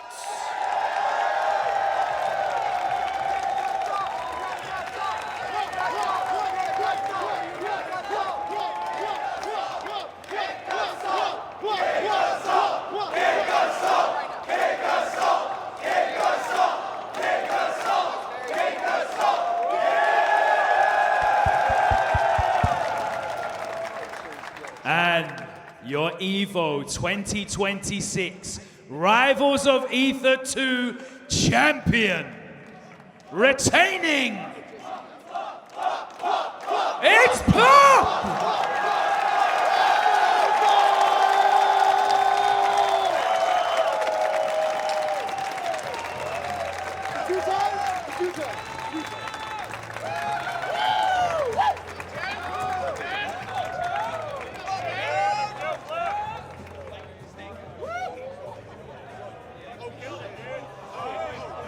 Okay, let's present your top 3 winners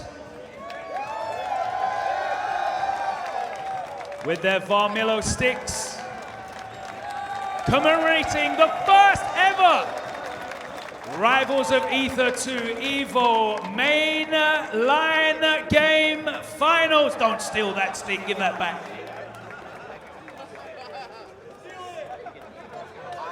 Okay, right about now, it's time for the EVO Champions interview presented by AT&T Plup. If you would do me the honor and privilege of joining me at the front. Thank you so much.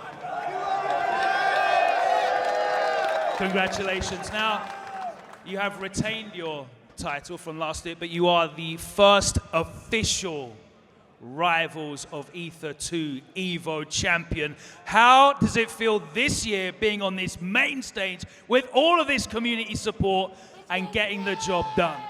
It's truly incredible. I feel the energy from the whole crowd the whole time. I felt people cheering for me.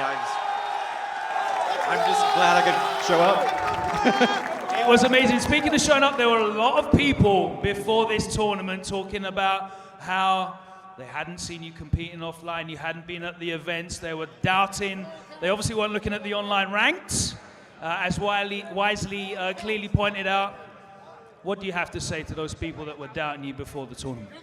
I'm just gonna quit while I'm ahead.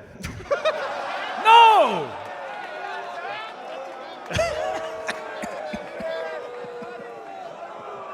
Plup, congratulations. It's an incredible event. I think the club's growing a bit bigger now. What do you think? Oh, yeah. All is welcome. All are welcome, of course. The only person that was able to stop the Cakeassault reverse 3-0 as well. How difficult was that? Man, Cakeassault, he was on fire. Like, I think his fleet was just not the character versus me. His forest burn was like a force of nature, you know? And I was kind of lucky that I got 2 wins on his fleet, you know, so that he can adapt to my Lorena. That's what I wanted to ask you about. That Lorena pick, everyone popped off crazy for that, even backstage. Talk us through that a little bit. Sorry, say it again? I didn't hear you. That Lorena pick there at the end. Talk us through that, because even backstage, everyone was popping off when you picked that. I think that's my best character, secretly. I'm holding her back from everybody to give him a chance, you know what I mean? I respect it. It worked out for you. You are our EVO 2026 Rivals of Aether II champion. Where's that trophy? Here we go. It's your moment, Plup. Your EVO champion for the first time.